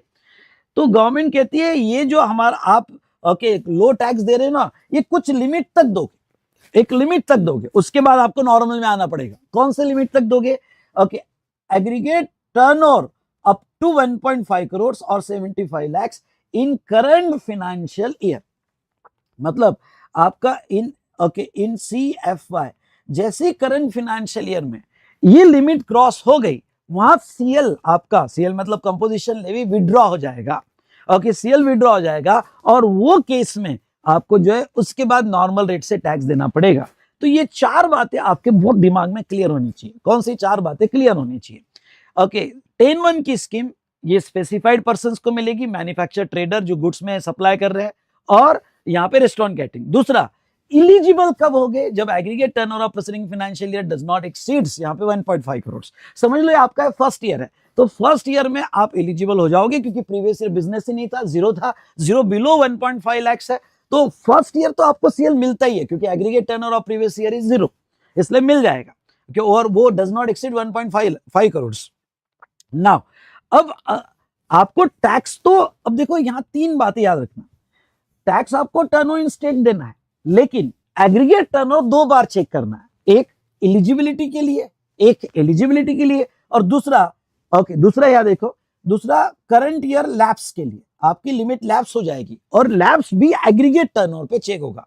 ये अगर 3 लिमिट समझ में आई होगी तो फटाफट 3 टाइप करो, मेरे साथ इंटरेक्ट करो बेटा, अगर आपको पास होना है ना एग्जाम में, और ये चैप्टर में अपनी जान लगा रहा हूं आपको बताने के लिए, इंटरेक्ट करो, 3 टाइप करो, जितने भी स्टूडेंट है यहाँ पे कनेक्टेड है, और बेटा लाइक जरूर कर देना और अपनी कमेंट जरूर देना, अगर आप ऑफलाइन में देख रहे होगे तो। चलिए, ये 3, एलिजिबिलिटी एग्रीगेट टर्नओवर पे, टैक्स देते वक्त turnover in state, turnover in state, उस स्टेट से कितना टर्नओवर हुआ, और लैप्स लिमिट एग्रीगेट टर्नओवर पे। चलो अब देखो एक इंपॉर्टेंट बात बता दो, जब आप ये टैक्स दोगे 1% या 5%, सुनो, जब आप ये टैक्स दोगे तो ये टैक्स कैसे वन कैलकुलेट कैसे करोगे? आप अगर मैन्युफैक्चरर हो, सुनना मेरी बात, अगर आप मैन्युफैक्चरर हो, आपको क्या देना है? 1% ऑफ टर्नओवर इन स्टेट। तो 1% ऑफ टर्नओवर इन स्टेट मतलब ही क्या? तो 1% ऑफ टैक्सेबल सप्लाई, 3 सप्लाई आप लोगे। मैन्युफैक्चर होगा तो 3 लोगे, taxable plus exempt plus nil rate. ये समझा क्या? Taxable plus exempt plus nil rate, ये 3 सप्लाई आप लोगे। अगर आप रेस्टोरेंट कैटरिंग वाले हो, आई रिपीट, रेस्टोरेंट कैटरिंग वाले हो, तो आपका रेट 5% होगा। या समझ लो कभी कभी प्रॉब्लम में ऐसा भी ट्रिकी क्वेश्चन आ सकता है। ट्रिकी क्वेश्चन मतलब आप जो है ट्रेडर भी हो, हल्दीराम ट्रेडर भी है और रेस्टोरेंट भी है, तो जो ट्रेडर वाला टर्नओवर है वो आप 1% से करोगे, और जो रेस्टोरेंट वाला टर्नओवर है, टर्नओवर को डिवाइड करोगे, और जो रेस्टोरेंट वाला टर्नओवर होगा वो 5% से करोगे। समझा क्या? ये ट्रिकी पॉइंट समझा होगा तो बोलो यस सर। और अगर आप only trader of the goods होगे, तो मैन्युफैक्चर तो हो गया, ट्रेडर ऑफ द गुड्स हो गए तो 3 नहीं लोगे, ट्रेडर ऑफ द गुड्स हो गए तो 1% of only taxable supply, taxable supply का 1% लोगे। चलो, तो ये जो था हमने देखा सेक्शन 10(1) कब मिलती है और कैसे मिलती है। मेरे साथ डांस करो, कब मिलती है और कैसे मिलती है। Done done done done. चलो, अब यहां पे एक इंपॉर्टेंट डिस्कशन मैं आपके साथ लेना चाहूंगा। RCM payment by composition dealer on inward supply and normal rate. अब ये बड़ा इंपॉर्टेंट डिस्कशन है। समझ लो XYZ लिमिटेड है, और XYZ लिमिटेड कंपोजिशन के लिए ऑप्ट कर चुका है। ओके, कंपोजिशन के लिए ऑप्ट कर चुका है। उसका टर्नओवर कंपोजिशन स्कीम में 60 लाख हुआ है, नो डाउट। उसका ये आउटवर्ड जो है टैक्सेबल सप्लाई का, और ये जो आउटवर्ड है भाई साहब, ओके, आउटवर्ड 60 लाख का हुआ है, और वो सीएल ले चुका है, सीएल ले चुका है। तो मैं इसका ये समझ लो ट्रेडर है, मैन्युफैक्चरर है, जो भी है, तो इसका 0.5% टैक्स दूंगा, जो भी टर्नओवर है उसका टैक्स दूंगा। Done, clear. अब देखो, इसने इनवर्ट भी किया है। अब इनवर्ट तो मैं एग्रीगेट टर्नओवर में नहीं लेते, पर इसका प्रॉफिट एंड लॉस अकाउंट बता रहा हूं। समझ लो, प्रॉफिट एंड लॉस अकाउंट में सेल्स और परचेस, इनवर्ट में बहुत सारे इनवर्ट्स है, उसमें से कुछ स्पेसिफिक इनवर्ट में ले रहा हूं। वैसे तो बहुत सारे, पर स्पेसिफिक इनवर्ट ले रहा हूं। क्या स्पेसिफिक इनवर्ट ले रहा हूं? इसने एक इंडिविजुअल एडवोकेट से, सुनना, इसने इस इंडिविजुअल एडवोकेट से सर्विस ली, और सर्विस थी लीगल सर्विस। ओके, इसके प्रॉफिट एंड लॉस अकाउंट के डेबिट साइड में दिख रहा है कि 50,000 लीगल सर्विस का खर्चा है। अब लॉ क्या कहता है? लॉ ये कहता है कि किसी भी इंडिविजुअल एडवोकेट से बिजनेस एंटिटी ने सर्विस ली, तो रिवर्स चार्ज में जो बिजनेस एंटिटी है, XYZ बिजनेस एंटिटी है, क्यों ना सीएल होगा, पर है तो बिजनेस एंटिटी, तो बिजनेस एंटिटी होगा तो आरसीएम में इसको टैक्स देना पड़ेगा। तो यस, इवन दो ये कंपोजिशन डीलर है, पर रजिस्टर्ड पर्सन है, बिजनेस एंटिटी है, रिवर्स चार्ज में टैक्स देना पड़ेगा, रिवर्स चार्ज में टैक्स देना पड़ेगा। तो रिवर्स चार्ज में ये टैक्स देगा 18% का। अच्छा, अभी रिवर्स चार्ज में जब टैक्स देगा, ये सुनना मेरे भाई, ओके, सुनना, इधर देखना। ओके, जब लीगल सर्विस रिवर्स चार्ज में टैक्स देगा, तो अब आपका क्या सवाल है? सवाल ये कि सर, हम तो कंपोजिशन स्कीम में, अगर हम कंपोजिशन स्कीम में, तो ये सिचुएशन में सुनो, ओके, हमारा आउटवर्ड तो हम 1% से ले रहे हैं, हमारा आउटवर्ड 1% से ले रहे हैं, तो क्या सर ये जो रिवर्स चार्ज वाला है ये भी 1% में कर दूं क्या? ना रे, ओके, ना भाई ना। ओके, मैं आपको कह दूं, कंपोजिशन स्कीम का जो रेट है आपके टर्न और आउटवर्ड पे लगता है मेरे राजा। ओके मेरे भाई सुन, ओके मेरे दोस्त सुन, ओके यहाँ पे आप स्कीम आउटवर्ड पे लगा सकते हो, इनवर्ड पे नहीं। मतलब आरसीएम में अगर टैक्स होगा तो आपको पूरा 18% से पे करना पड़ेगा, आउटवर्ड में टैक्स होगा तो 18% से पे करना पड़ेगा। समझा क्या? समझा होगा तो बोलो यस। और पता है आपको 18% देना पड़ता है, और आप क्रेडिट भी नहीं ले सकते हो। सर क्रेडिट क्यों नहीं ले सकता है? ओके, क्रेडिट इसलिए नहीं ले सकते हो क्योंकि आप ओके आउटवर्ड जो है सीएल में हो, और सीएल मतलब 1% में हो, तो आपको क्रेडिट नहीं लेना पड़ेगा। तो समझा क्या? मजा आया होगा तो एमजेड टाइप करो। यानी आप जब कंपोजिशन स्कीम में आरसीएम वाला होगा ना, तो आपको 2 टैक्स निकालने पड़ेंगे। एक आउटवर्ड का टैक्स निकाल लिया आपने, और उसके नीचे आरसीएम का अलग से 18%, आरसीएम का अलग से 18% निकालना पड़ेगा। ओके भाई साहब, ये समझ में आई क्या बात? आपके समझ में आई तो बोलो यस सर। ओके, तो चार्ट बुक में आ जाते हैं। चार्ट बुक में 10(1) की स्कीम क्या कहती है? 10(1) की स्कीम कहती है 3 लोगों को एप्लीकेबल है, मैन्युफैक्चरर, ट्रेडर एंड रेस्टोरेंट को एलिजिबल। ओके, 3 लिमिट्स आपको याद रखनी है। ओके, 3 कौन सी? प्रीवियस ईयर का एग्रीगेट टर्नओवर, टैक्स पेमेंट के लिए टर्नओवर इन स्टेट, और लैब्स के लिए aggregate turnover. Okay, current year का एग्रीगेट टर्नओवर। तो ऐसे केस में यहाँ पे aggregate turnover of preceding financial year और registered person does not exceeds 150 lakh, special category of state होगा 75 लाख और 3 स्टेट हो गए तो 150 लाख। ओके, तो सीएल आपको करंट ईयर में लैप्स लिमिट कितनी है, एग्रीगेट टर्नओवर 150 लाख और 75 लाख। ओके, आप स्पेशल कैटेगरी ऑफ स्टेट में होगा तो 75 लाख लैप्स लिमिट आपकी रहेगी। Okay, marginal supply of services मैं ये लूंगा। Okay, what is this marginal supply of services, चलो ये आपको बता देता हूं। मार्जिनल सप्लाई ऑफ सर्विसेज में यहां पे मैं आपको बता दूं, yes marginal supply. Okay, marginal, पहले उसके पहले एक पॉइंट बता देता हूं और वो है applicability CL for all units. अब देखो एक खास बात आपको याद रखना है, इसके ऊपर एक थ्योरी क्वेश्चन आ सकता है और थ्योरी क्वेश्चन इजी आएगा, मार्क्स मत छोड़ना। ओके, वो आपको प्रॉब्लम में क्या दे सकते हैं कि भाई एक कंपनी XYZ लिमिटेड जिसके 3 यूनिट्स है। ओके, एक महाराष्ट्र में, गुजरात में, ओके दिल्ली में। ओके, वो अपने महाराष्ट्र यूनिट को सीएल लेना चाहता है पर गुजरात यूनिट को सीएल नहीं लेना चाहता है। सुनना, महाराष्ट्र यूनिट को सीएल लेना चाहता है पर गुजरात यूनिट को सीएल नहीं लेना चाहता है। क्या वो ऐसा कर सकता है, बोलो आपको। अरे यार ये रिवीजन है, पढ़ा तो होगा ना आपने, तो ओके जिसको भी पता है बोलो, क्या वो उसके यूनिट वाइज सिलेक्ट कर सकता है सीएल कि नहीं कर सकता है? क्या आंसर है आपका? तो बेटा वो यूनिट वाइज सिलेक्ट नहीं कर सकता। और मेरे राजा सुन, ओके वो यूनिट वाइज सिलेक्ट नहीं कर सकता। ओके, एक प्रोविजो है और प्रोविजो क्या कहती है, registered person having same pan, जितने भी रजिस्टर्ड पर्सन है under same pan have to opt for CL under section 10. If any one of them opt for normal scheme or ineligible for CL, then other person also need to opt for normal scheme. मतलब क्या, अगर CL मिलेगी तो सबको मिलेगी, अगर एक भी नहीं ले रहा है या एक भी इनएलिजिबल है तो सबको नॉर्मल स्कीम में आना पड़ेगा। अब देखो इसमें थोड़ा मैं आपको एक ट्रिकी पॉइंट बता देता हूं और ये ट्रिकी पॉइंट लिख के रखना। समझ लो आपका एक यूनिट त्रिपुरा में है, ओके त्रिपुरा में, और दूसरा यूनिट महाराष्ट्र में है, ठीक है। अब महाराष्ट्र के एंगल से देखो तो टर्नओवर लिमिट 1.5 करोड़ है और त्रिपुरा के एंगल से देखो तो टर्नओवर लिमिट 75 लाख है। अब समझ लो आपका एग्रीगेट टर्नओवर 90 है, 90 लाख महाराष्ट्र के एंगल से देखो तो सीएल मिल जाएगा, लेकिन त्रिपुरा के एंगल से देखो तो सीएल नहीं मिलेगा। क्यों? क्योंकि 75 लाख क्रॉस हो गया त्रिपुरा के हिसाब से, क्योंकि एग्रीगेट टर्नओवर 90 है पिछले साल का, तो त्रिपुरा नहीं ले सकता। और अगर त्रिपुरा नहीं ले सकता तो फिर कोई नहीं ले सकता। क्यों? क्योंकि एक भी इनएलिजिबल हो गया, सुनना, एक भी इनएलिजिबल हो गया तो सारे इनएलिजिबल हो जाएंगे। मेरी बात समझ में आई क्या आपको? समझ में आई तो बोलो यस सर, डन डना डन डन, ये हुई ना बात। ओके, तो ये बड़ा इंपॉर्टेंट कॉन्सेप्ट है, ध्यान रखना। और ट्रिकी एरिया भी जो मैंने, कभी कभी हो सकता है आपको महाराष्ट्र और त्रिपुरा दे दे या कोई स्पेशल कैटेगरी ऑफ स्टेट दे दे, तो ध्यान रखना उसके वजह से आपकी लिमिट जो है 75 हो जाएगी यहाँ पे। चलो अब एक कॉन्सेप्ट मैं आपको और समझाना चाहूंगा और वो है marginal limit for supply of service. ये मार्जिनल लिमिट क्या है? समझ लो आप 10(1) की स्कीम ले रहे हैं। ओ भाई साहब सुनो, ओके अगर आप 10(1) की स्कीम ले रहे हैं तो 10(1) की स्कीम में ओके मैन्युफैक्चरर, ट्रेडर या रेस्टोरेंट, आप क्या कर रहे हो? गुड्स के सप्लाई कर रहे हो। ट्रेडर आप गुड्स के सप्लाई कर रहे हो और रेस्टोरेंट वाला ओके सर्विस मतलब फूड के सप्लाई कर रहा है। तो 10(1) में एक ही सर्विस अलाउड है, ओके जो मतलब 1.5 करोड़ तक उसको कंपोजिशन स्कीम मिलती है, बड़ी लिमिट है 1.5 करोड़, और वो रेस्टोरेंट, कैटरिंग वगैरह। अब देखो इंडिया में आज कोई भी ऐसा बिजनेस नहीं होगा ना कि वो सिर्फ गुड्स ही दे रहा है, ओके कभी कभी सर्विसेज भी देता होगा, अदर सर्विसेज भी देता होगा, उसके प्रॉफिट एंड लॉस अकाउंट में गुड्स भी दिख रहा होगा, अदर सर्विसेज भी दिख रहा होगा।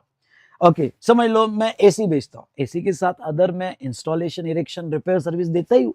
बहुत सारे बिजनेसमैन है। अगर आप कहोगे कि नहीं नहीं अदर सर्विस होनी नहीं चाहिए, अब देखो आगे एक सेक्शन 10(2) आता है, कंडीशन कि he should not engage in supply of services. भाई साहब ओके 10(1) की स्कीम उसको ही मिलेगी, ध्यान से स्लोली सुनना। आगे 10(2) में ये कहा कि 10(1) की स्कीम उनको ही मिलेगी जो सर्विस में एंगेज नहीं है। तो भाई ऐसा कैसे पॉसिबल है कि भाई कोई मैन्युफैक्चरर, ट्रेडर है ओके और वो कोई दूसरे सर्विस में ना हो, कोई ना कोई तो सर्विस में रहेगा ही ना।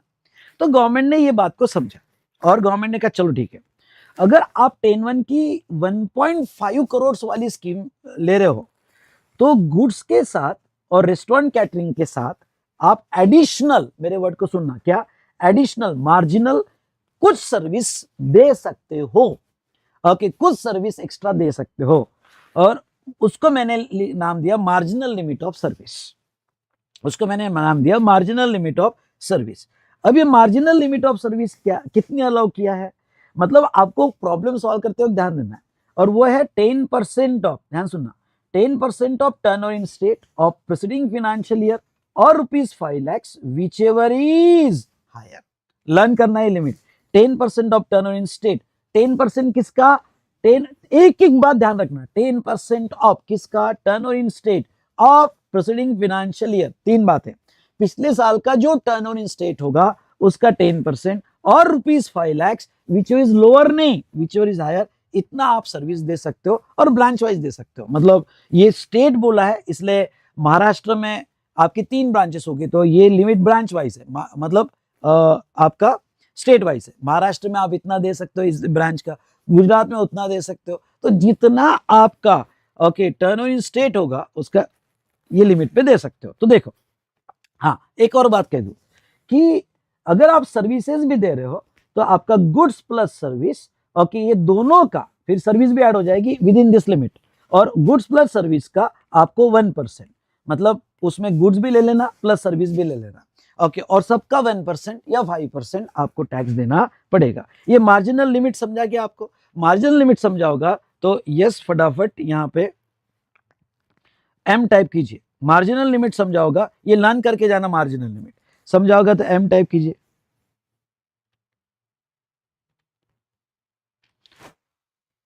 चलो आप आ जाओ क्वेश्चनर में, एक क्वेश्चन ले लेता हूं इससे रिलेटेड, एक क्वेश्चन ले लेता हूं यहां पे, हाँ अभी क्वेश्चन नंबर 4 ले लेता हूं, मैं सारे तो नहीं ले पाऊंगा प्लीज, मैं सारे नहीं ले पाऊंगा, पर कुछ इंपॉर्टेंट कॉन्सेप्ट से कनेक्टेड क्वेश्चन ले लेता हूं। मेरे साथ आप स्क्रीन पे ये क्वेश्चन पढ़ो, मेसर्स यूनाइटेड इलेक्ट्रॉनिक्स और registered dealer in supplying all types of electronic appliances, ठीक है, in the state of Karnataka. पहली बात तो वो इलेक्ट्रॉनिक अप्लायंसेस सप्लाई कर रहा है, इलेक्ट्रॉनिक अप्लायंस मतलब सप्लाई ऑफ गुड्स है, ठीक है, मतलब 10(1) में एलिजिबल हो सकता है। Their aggregate turnover in preceding financial year by way of supply of appliances was 120 lakhs. Okay, पिछले साल का मुझे 3 टर्नओवर चाहिए, पिछले साल का टर्नओवर मिल गया और वो है 120 lakhs. The firm also expect to provide repair maintenance service of such appliances from current year. Firm service देना चाहती है तो ठीक है, ओके 10(1) की स्कीम ले रहा है और सर्विस देना चाहती है तो कुछ लिमिट तक सर्विस दे सकती है। With reference to CGST Act 2017, whether the firm can offer composition scheme under section 10(1) for the current financial year as the turnover may include supply of both goods and services।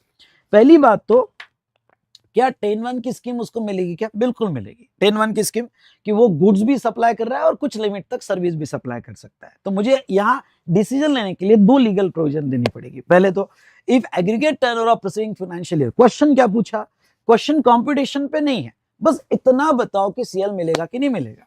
CL मिलने के लिए मुझे पिछले साल का aggregate turnover, the aggregate turnover of preceding financial year does not exceeds 150 lakhs, और ये बंदा जो है यहाँ पे कर्नाटका का है, मतलब 150 lakhs या 1.5 करोड़ को, तो इसको सीएल मिल जाएगा करंट फाइनेंशियल ईयर में। फिर दूसरा आंसर का लीगल प्रोविजन मुझे देना है, ओके कि यहाँ पे ओके और बंदा इंट्रास्टेट सप्लाई कर रहा है, वो तो ठीक है। दूसरा मुझे आंसर यहाँ पे देना है और वो है कि सर्विस दे सकता है क्या, तो यस, अगर वो 10(1) की स्कीम ऑफ कर रहा है तो मार्जिनल सप्लाई ऑफ सर्विस वो दे सकता है। कितना दे सकता है, तो 10% और 5 lakhs। अब उसका 10% तो पिछले साल का टर्नओवर कितना है 120, तो 120 का 10% कितना होता है 12 lakhs, तो वो मार्जिनल सर्विस 12 lakhs और 5 lakhs whichever is higher, मतलब 12 lakhs तक का सर्विस दे सकता है। ओ भाई साहब, अब देखो रिवीजन, रैपिड रिवीजन में मैंने क्वेश्चन ले लिया। ओके, अब मेरे क्लास के बाद आपने पढ़ना, इसको थोड़ा इंपॉर्टेंट लीगल प्रोविजन स्क्रिबल करना, ओके और ये पढ़ते जाना, डन डना डन डन, मजा आ गया होगा तो एमजेड टाइप करो। चलो ओके, तो मजा हो गया तो एमजेड टाइप करो। चलो यहाँ पे, तो ये तो थी 10(1) की कंपोजिशन की मार्जिनल लिमिट कॉन्सेप्ट हमने देख लिए। ओके, अब क्या करता हूं मैं चार्ट बुक में,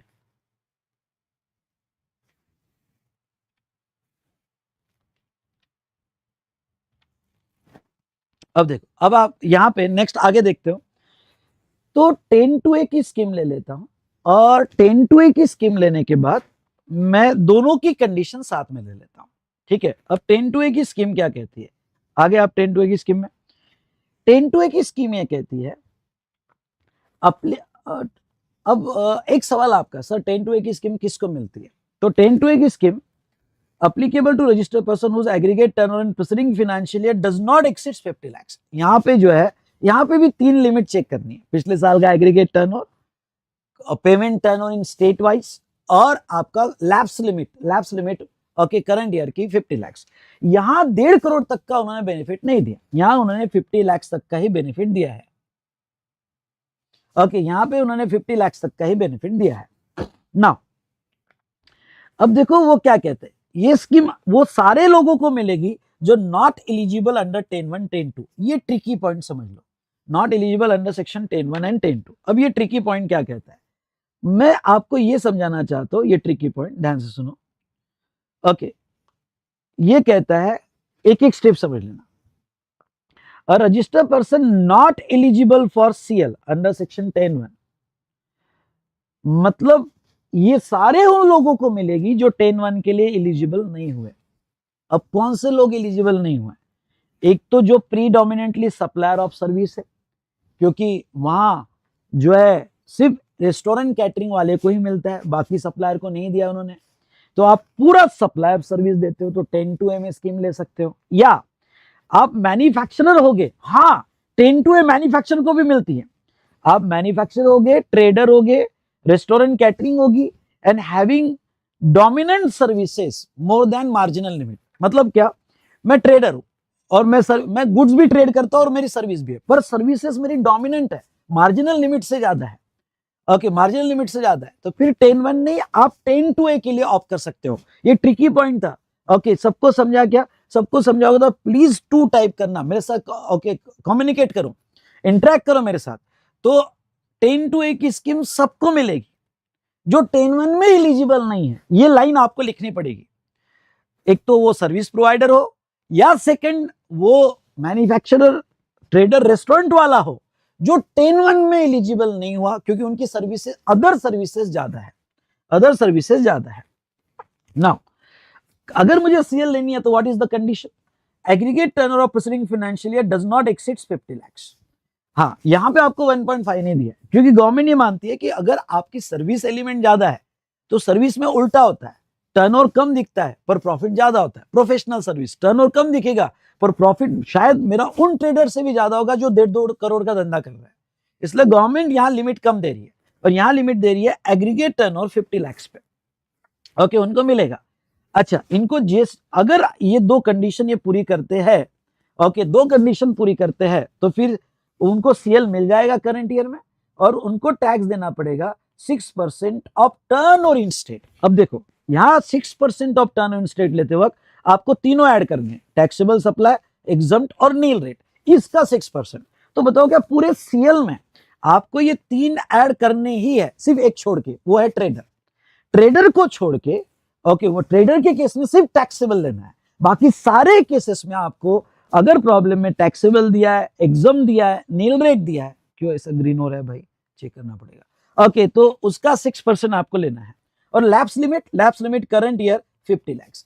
ओके, करंट ईयर में जब आपका 50 लाख क्रॉस हो जाएगा तब लिमिट लैप्स हो जाएगी और आप नॉर्मल स्कीम में आ जाओगे।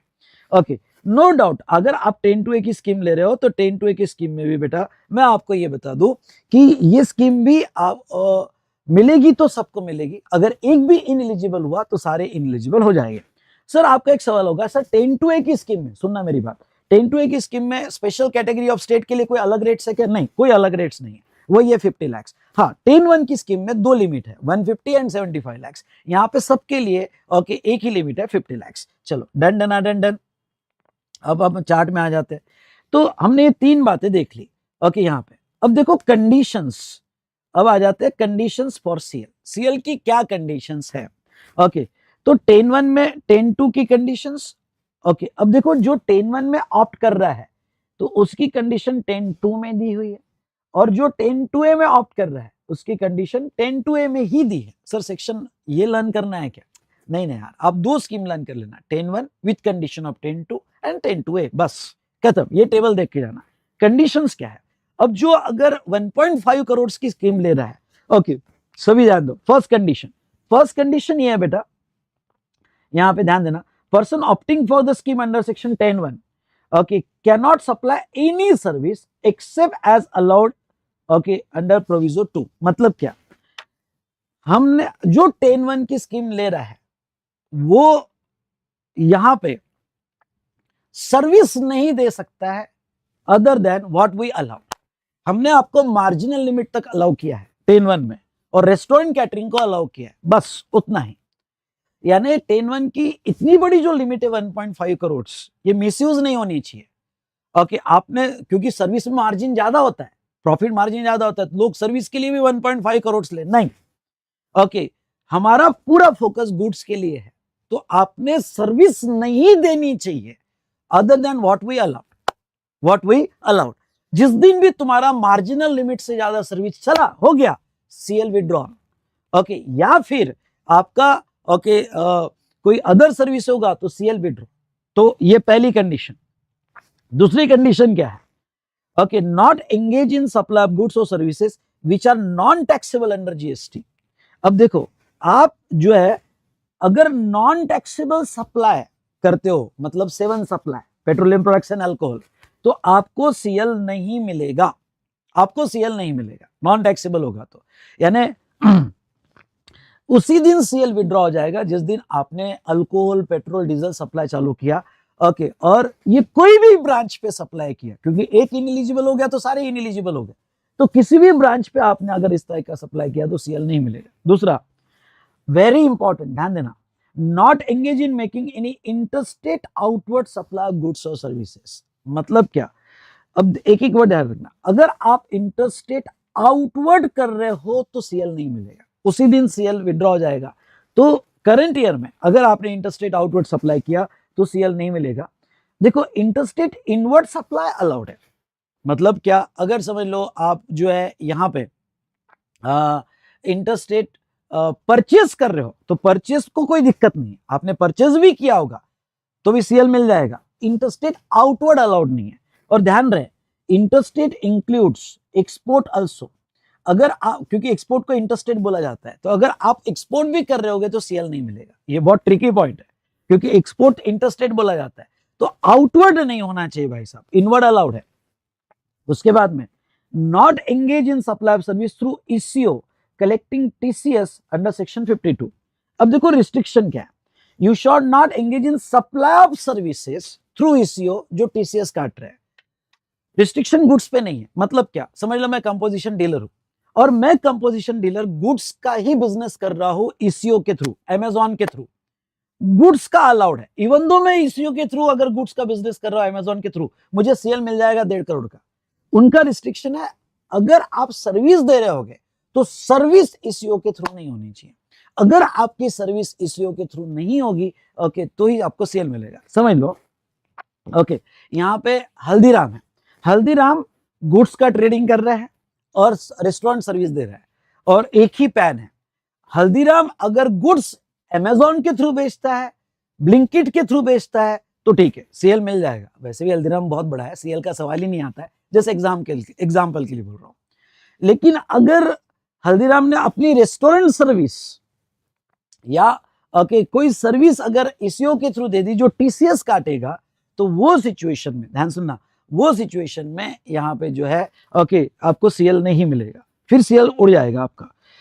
Not a manufacturer of notified goods. हाँ, आप नोटिफाइड गुड्स के मैन्युफैक्चरर नहीं होने चाहिए। अब मैन्युफैक्चरर यानी क्या? नीचे उन्होंने लिस्ट दी है, आइसक्रीम, एडिबल आइस, पान मसाला, थोड़ी लिस्ट अच्छे से पढ़ के जाना, aerated water, tobacco and tobacco substitutes, fly ash bricks, fly ash aggregates, fly ash blocks, okay, and अब देखो ब्रिक्स वगैरह, ये एक्सेट्रा जो मैंने दिया है। अब देखो, वो कहते हैं कि कुछ प्रोडक्ट पे हम सीएल नहीं देंगे, उसके एक एक रुपए पे टैक्स देना पड़ेगा। जैसे इनकम टैक्स में income from horse racing, lottery, एक एक रुपए पे टैक्स आता है, वैसा यहाँ सीएल नहीं मिलेगा। कौन सा?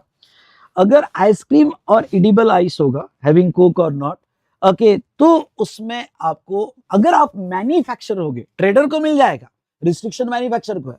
अगर आप मैन्युफैक्चर होगे तो आपको 1 रुपए का भी सेल नहीं मिलेगा, पूरा टैक्स आपको पहले दिन से देना पड़ेगा। पान मसाला पूरा देना पड़ेगा।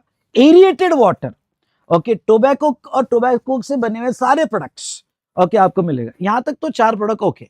इसके आगे कंस्ट्रक्शन सेक्टर वाले प्रोडक्ट है, ओके, ब्रिक्स आती है, फ्राई ऐश एग्रीगेट्स आते हैं, मतलब गिट्टी होती है, ओके, ब्लॉक्स होते हैं, तो ये कंस्ट्रक्शन वाले जो प्रोडक्ट हो गए, ओके, जो बना रहा होगा, ओके, उसको यहाँ पे सीएल नहीं मिलेगा।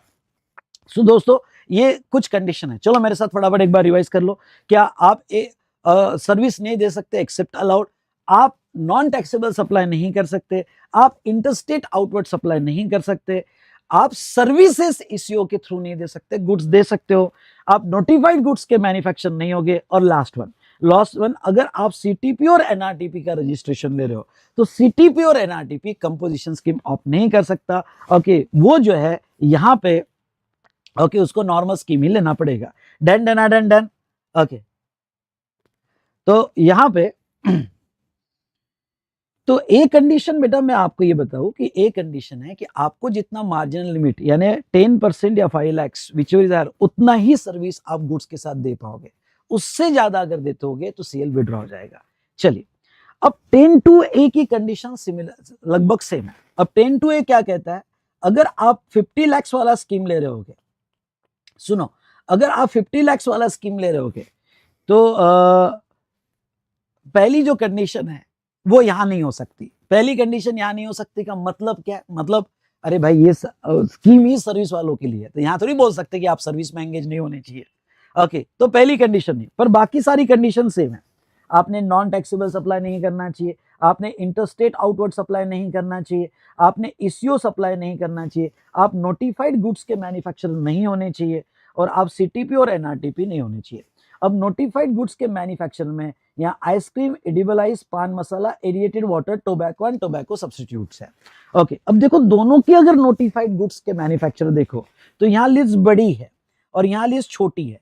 ओके, यानी मतलब यहाँ जो कंस्ट्रक्शन वाले प्रोडक्ट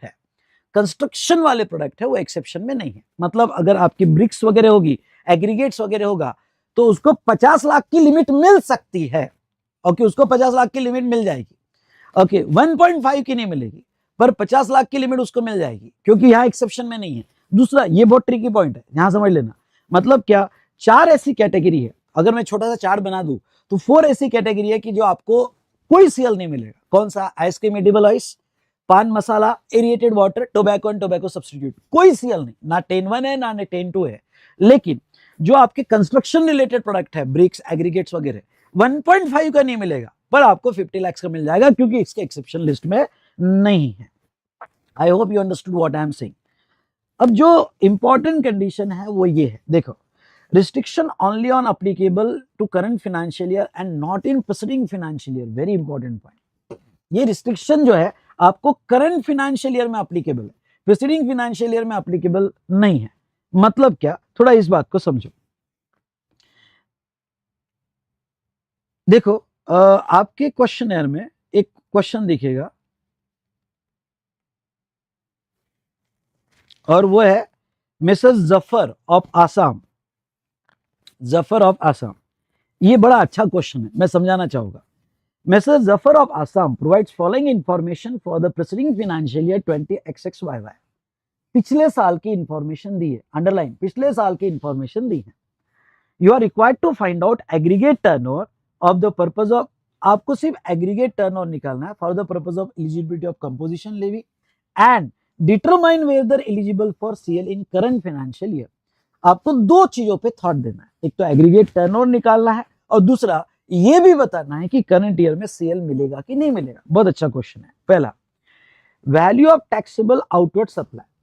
अगर हम एग्रीगेट टर्नओवर की बात करें तो एग्रीगेट टर्नओवर में ये ऐड हो जाएगा। ओके, ऐड हो जाएगा, और नीचे लिखा है all amount are exclusive of GST, तो अच्छी बात है, हमें फॉर्मूला लगाने की जरूरत नहीं है, 50 लाख हम ले लेंगे। अब वो कहते हैं include 10 lakh for interstate transaction. हाँ, यहां पे बड़ी गड़बड़ है। अब 10 लाख ऑफ इंटरस्टेट ट्रांजेक्शन यानी क्या, बंदा इंटरस्टेट कर रहा है। अब कुछ स्टूडेंट क्या गलती करेगा, स्टूडेंट ये करेगा कि अरे हमने तो पढ़ा था सेक्शन 10(2) में, और 10(2) में हमने ये पढ़ा था। ओके, कॉन्सेप्ट समझ लो यार। ओके, अगर आपको क्वेश्चनर बाय करना है तो आप मेरे वेबसाइट से बाय कर सकते हो, मैं रिवीजन करवा रहा हूँ। ओके, क्वेश्चनर बहुत अच्छा बनाया हुआ है और आप इसकी फिजिकल कॉपी जो है मेरे वेबसाइट से ले सकते हो। अभी पूरा फोकस कॉन्सेप्ट पे रखो।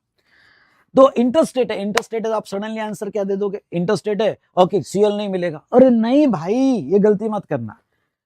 जो भी कंडीशंस 10(2) की है वो करंट ईयर की है। मतलब सर मतलब करंट ईयर में आपने इंटरस्टेट आउटवर्ड नहीं करना चाहिए, करंट ईयर में आपने नॉन टैक्सेबल सप्लाई नहीं करना चाहिए, करंट ईयर में आपने जो है ओके यहाँ पे ईसीओ सप्लाई नहीं करना चाहिए, मैन्युफैक्चर ऑफ नोटिफाइड गुड्स के नहीं होने चाहिए। मतलब क्या, जिस दिन भी करंट ईयर में सप्लाई करोगे उसी दिन सीएल विड्रॉ हो जाएगा और आप नॉर्मल स्कीम में आ जाओगे।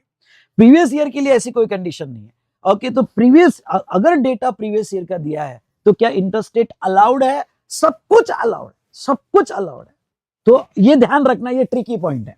तो इंटरस्टेट ओके, कोई दिक्कत नहीं हमें। Value of exempt supply, value of exempt supply turnover में लेते हैं क्या? बिल्कुल लेते हैं।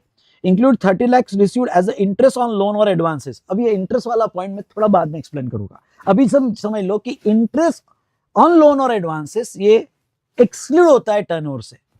वो मैंने बताया ना स्पेशल एडजस्टमेंट फॉर सीएल, तो ये ध्यान रखना, इंटरेस्ट ऑन लोन और एडवांसेस ये एक्सक्लूड होता है फॉर सीएल में, तो ये नहीं लेंगे। यानी 70 में से हम सिर्फ यहाँ पे 40 लेंगे, 40 लाख टर्नओवर में लेंगे, इंटरेस्ट नहीं लेंगे। Value of inward supply on which he is liable to pay under reverse charge, ये नहीं लेंगे।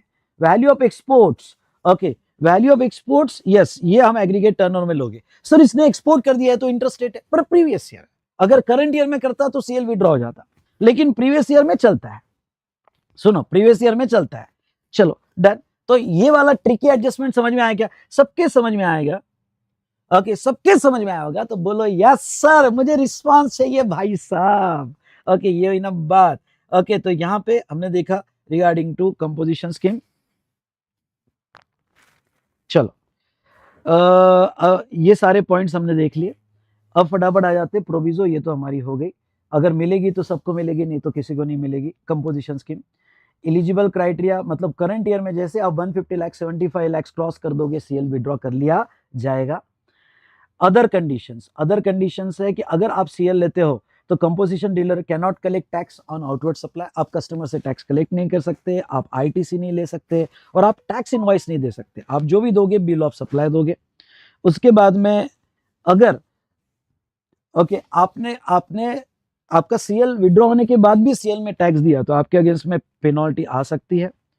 हाँ, ये रूल 5 स्टार कर देना। Conditions and restrictions, rule 5 star कर देना। Title on bill of supply, अब ख्याल रहे, अगर आप कंपोजिशन स्कीम लेते हो तो आपके बिल ऑफ सप्लाई पे आपको लिखना पड़ता है ये क्या, composition taxable person not eligible to collect tax on supplies. मतलब जब आप किसी को बिल ऑफ सप्लाई दोगे तो ये उसके ऊपर लिखा होना चाहिए कि आप कंपोजिशन हो और आप टैक्स कलेक्ट नहीं कर सकते हो। आपके प्रीमाइसेस के बोर्ड पे लिखा होना चाहिए कि आप कंपोजिशन टैक्सेबल पर्सन हो, और अगर आपके पास कोई अनरजिस्टर्ड बंदे का स्टॉक होगा तो रिवर्स चार्ज में आपको टैक्स देना पड़ेगा फॉर सीएल। ये देखो, चलो ये वाला पॉइंट तो यहां हमने कवर कर लिया है, ठीक है। अब आ जाते हैं थोड़ा ये स्पेशल एडजस्टमेंट्स पे जो मैं यहां पे लेना चाहूंगा। देखो स्पेशल एडजस्टमेंट क्या है, मैंने एग्रीगेट टर्नओवर और टर्नओवर इन स्टेट इसकी डेफिनेशन तो पढ़ा दी, और आपको कंपोजिशन चैप्टर छोड़ के बाकी सारे चैप्टर्स में, यानी कंपोजिशन प्लस बाकी सारे चैप्टर में आपको इतनी ही डेफिनेशन लेना है। जब जब भी वर्ड आएगा एग्रीगेट टर्नओवर और टर्नओवर इन स्टेट, इतनी ही डेफिनेशन लेना है इंक्लूडिंग कंपोजिशन चैप्टर। लेकिन फॉर दिस चैप्टर कुछ स्पेशल एडजस्टमेंट इन्होंने दी है। ओके, स्पेशल एडजस्टमेंट इन्होंने दी है, और वो क्या कहते हैं देखो। ओके, वो ये कहते हैं, ध्यान से सुनना यहां पे, कि जब आप एग्रीगेट टर्नओवर कैलकुलेट करोगे, हमें 2 बार एग्रीगेट टर्नओवर कैलकुलेट करना पड़ता है। बोलो क्यों 2 बार? एक तो प्रीसीडिंग फाइनेंशियल ईयर का करना पड़ता है और एक करंट ईयर का करना पड़ता है। हमें 2 एग्रीगेट टर्नओवर निकालना पड़ता है, ठीक है। ओके, तो अब ऐसे केस में आप जब एग्रीगेट टर्नओवर लोगे तो aggregate turnover shall includes the value of supplies made by such person from, sorry पहले मैं ये वाला लेता हूं, ये अंडरलाइन करो। जब आप एग्रीगेट टर्नओवर लोगे तो shall not includes, okay, aggregate turnover लोगे तो shall not includes the value of exempt supply of service provided by extending deposit loan advances so far as the consideration is represented by interest. In short यहां पे लिख दो interest और discount, कुछ याद होगा आपको तो मैंने सप्लाई चैप्टर में बहुत अच्छे से पढ़ा था, डिस्काउंट ऑन लोन एडवांसेस और डिपॉजिट्स, लोन एडवांसेस और डिपॉजिट्स। ओके, अब देखो, और जब आप टर्नओवर इन स्टेट लोगे तो turnover in state also exclude, यानी शैल नॉट इंक्लूड्स इंटरेस्ट और डिस्काउंट ऑन लोन, डिपॉजिट और एडवांसेस।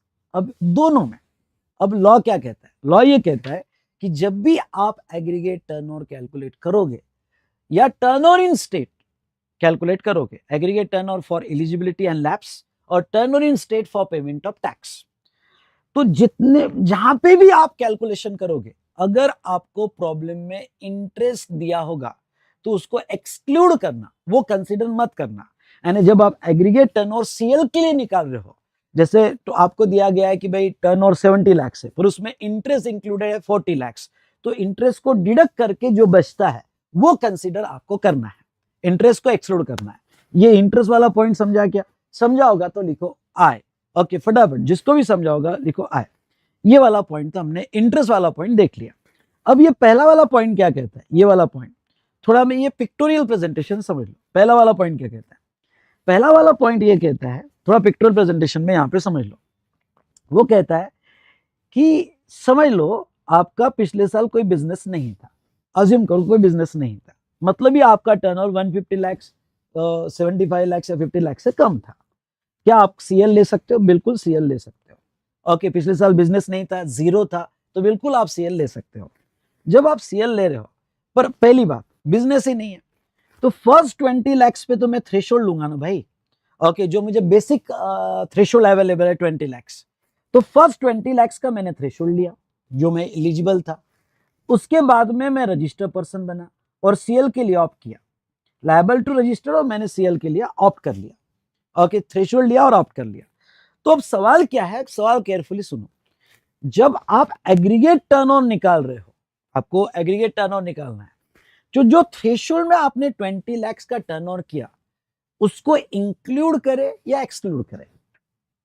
ओके, मतलब आपको करंट ईयर में ये 20 लाख छोड़ के 150 मिलेगा या ये पकड़ के 120 मिलेगा, यानी ये इंक्लूड करके 150 मिलेगा या ये एक्सक्लूड करके 150 मिलेगा। तो लॉ ये कहता है कि जब आप करंट ईयर की 150 लाख की लैप्स लिमिट निकाल रहे हो, ओके, लैप्स लिमिट निकाल रहे हो, तो वो केस में ये 20 लाख इंक्लूड होगा, मतलब ये थ्रेशोल्ड वाला प्लस आगे का 130, यानी ये इंक्लूड करके 150 का लिमिट मिलेगा, इंक्लूड करके 150 का लिमिट्स मिलेगा। ओके, तो इन शॉर्ट 20 लाख तो थ्रेशोल्ड हो गया, बचा हुआ 130 पे ही आपको सीएल मिलेगा। अगर आप 75 लाख की लिमिट में हो तो बचा हुआ 55, क्योंकि 20 तो हो गया, बचा हुआ 55 का ही आपको यहां पे सीएल मिलेगा।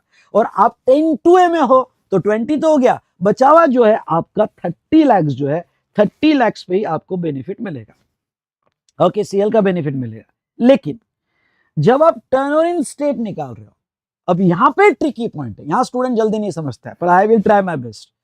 अगर जब आप टर्नओवर इन स्टेट निकाल रहे हो भाई साहब, तो टर्नओवर इन स्टेट हम क्यों निकालते हैं? फॉर पेमेंट ऑफ टैक्स, मतलब उस स्टेट में 1% 5% देने के लिए।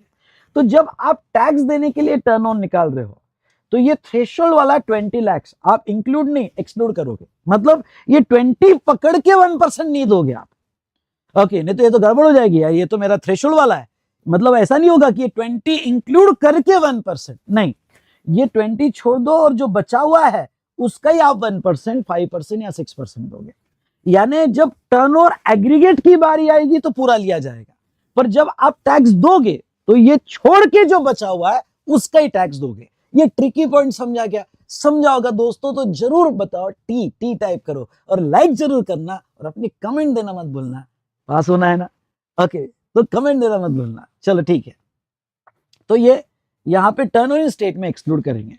ओके, तो ये एक ट्रिकी पॉइंट था यहाँ पे जो मैंने आपको बताया। अरे ये समझा क्या?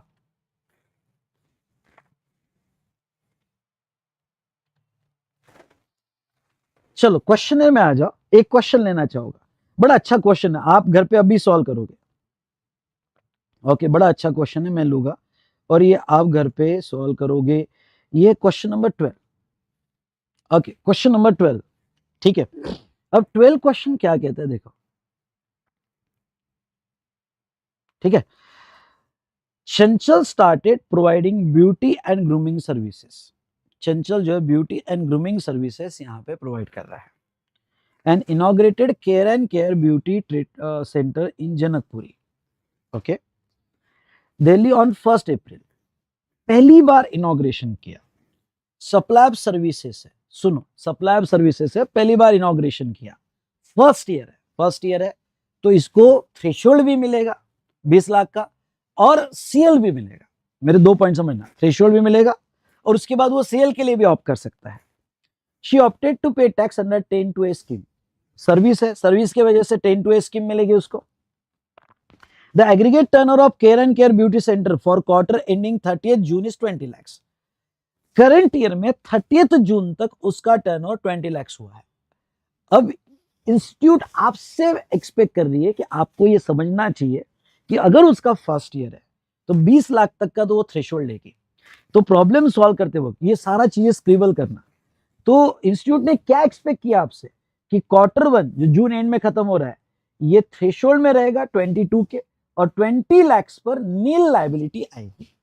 20 lakhs तक नील लायबिलिटी। आपको ये लिखना पड़ेगा कि भाई no need to take a registration, वो थ्रेशोल्ड में रहेगा और नील लायबिलिटी आपकी रहेगी। चलो ठीक है। उसके बाद में further for half year ending 30th सितंबर turnover reach to 50 lakhs। Line ध्यान रखना, टर्नओवर रीच टू 50 lakhs मतलब ये 50 में ये 20 भी है। ओके, एक्स्ट्रा टर्नओवर नहीं दिया है, रीच टू 50 lakhs है मतलब एक्स्ट्रा 30 हुआ है, 20 प्लस आगे का टोटल 50 हुआ है। नाउ अब आपको ये यहां पे देना है कि भाई वो सीएल के लिए ऑप्ट करेगा। तो सीएल के लिए ऑप्ट करेगा तो यहां पे 50 लाख तक, क्योंकि सर्विस है, सर्विस है तो 10(2)(a) में उन्होंने बोला है 10(2)(a) तो 50 लाख तक उसको सीएल मिलेगा। अब सवाल यह है कि जब वो टैक्स निकालेगा 6% तो टोटल 50 पे निकालेगा क्या? टैक्स जब निकालेगा तो टोटल 50 पे निकालेगा क्या? तो यहां दो चीजें, जब वो एग्रीगेट टर्नओवर लेगा लैप्स के लिए तो लैप्स के लिए 20 प्लस 30 50 टच हो गया। यस, 50 टच हो गया सितंबर एंड तक। तो अब इसके आगे सीएल नहीं मिलेगा, पहला डिसीजन हो गया। क्यों? क्योंकि एग्रीगेट 50 पहुंच गया है तो 20 प्लस 30 50 पहुंच गया, इसके आगे सीएल नहीं मिलेगा, पहला डिसीजन क्लियर। लेकिन जब वो टैक्स देगा तो टैक्स वो टोटल 50 का 6% देगा कि नहीं, क्योंकि 20 थ्रेशोल्ड में था तो 30 का ही जो बचा हुआ 30 है उस 30 का ही वो यहां पे जो है टैक्स देगा और वो है 6% से टैक्स देगा। ठीक है ना। अब आगे वो क्या कहते हैं देखो, care and care beauty center recorded rapid growth and turnover reach to 70 lakhs by end of October. अब टर्नओवर 70 लाख हो गया तो 50 lakhs के ऊपर हो गया, 50 lakhs के ऊपर हो गया तो उसका सीएल विड्रॉ हो गया 50 पे, क्योंकि एग्रीगेट टर्नओवर है।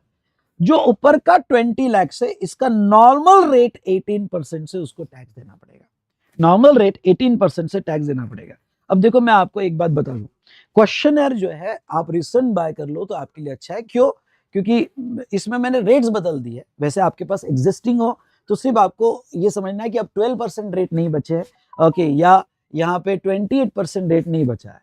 रेट आपसे एग्जाम में दे दिए जाते हैं, एक्सपेक्ट नहीं करते। तो आप वही क्वेश्चनर यूज कर रहे हो तो ओके, कोई बात नहीं, सिर्फ रेट्स बदल सकते हैं, लेकिन नए क्वेश्चन में मैंने पूरा रेट्स बदल के दे दिया आपको।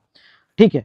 उसके बाद में whether care and care beauty center विशेष offer composition for next financial year. क्या वो नेक्स्ट फाइनेंशियल ईयर में सीएल ले सकता है क्या? नहीं ले सकता है, क्योंकि करंट ईयर 70 lakhs हो गया है। एग्रीगेट टर्नओवर जब नेक्स्ट ईयर में देखा जाएगा तो प्रीवियस ईयर 50 lakhs क्रॉस हो गया, तो सीएल नेक्स्ट ईयर में नहीं ले सकता। रेट दिया है 18%, ओके, आपको पूरा रेट एग्जाम में दे दिया जाता है। ठीक है, तो चलो ये था रिगार्डिंग टू क्वेश्चन नंबर 12। अच्छा क्वेश्चन है, ओके भाई, बहुत सी बार ओके एग्जाम में या मॉक टेस्ट पेपर में पूछा गया, इस पे थोड़ा प्रैक्टिस कर लेना। ठीक है,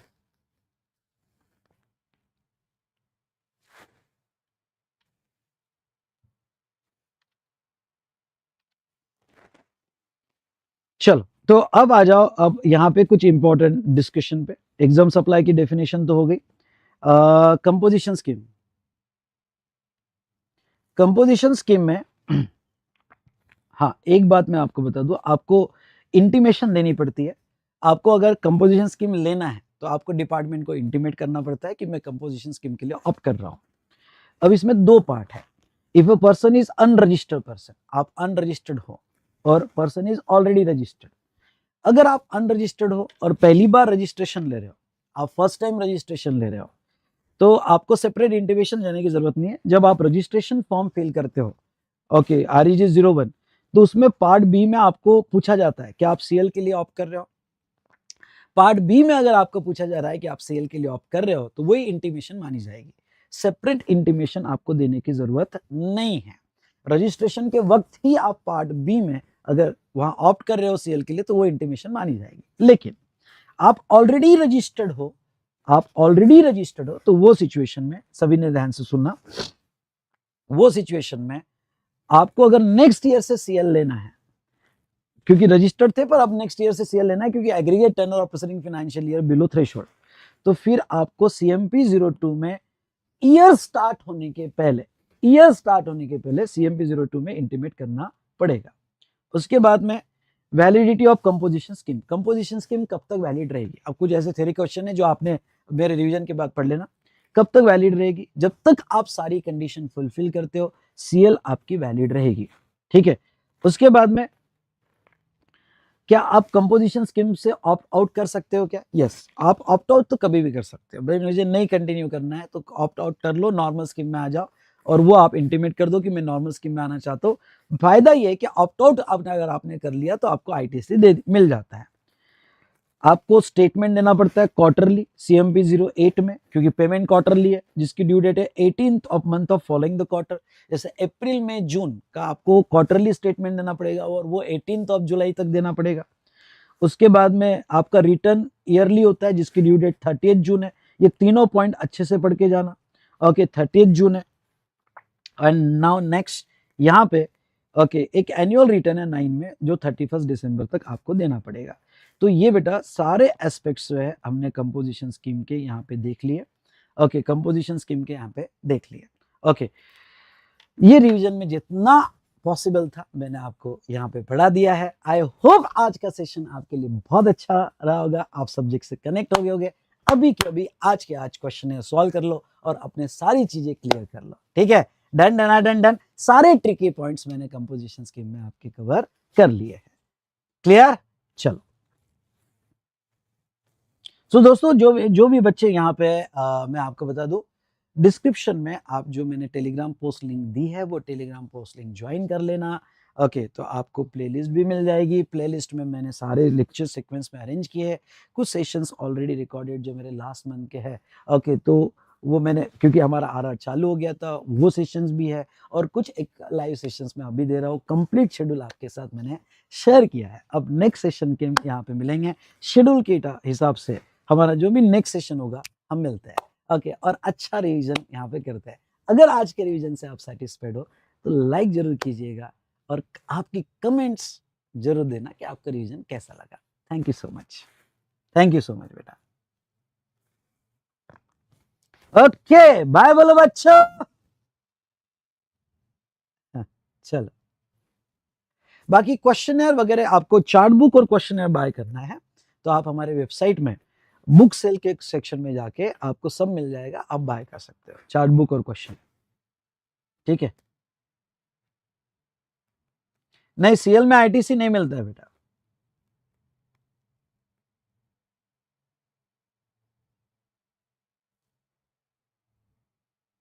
ओके बाय बेटा, मजा आया? मजा आया होगा तो एक कमेंट लास्ट में बनती है, and that is MZ MZ MZ MZ, सभी लोग टाइप करो। चलो।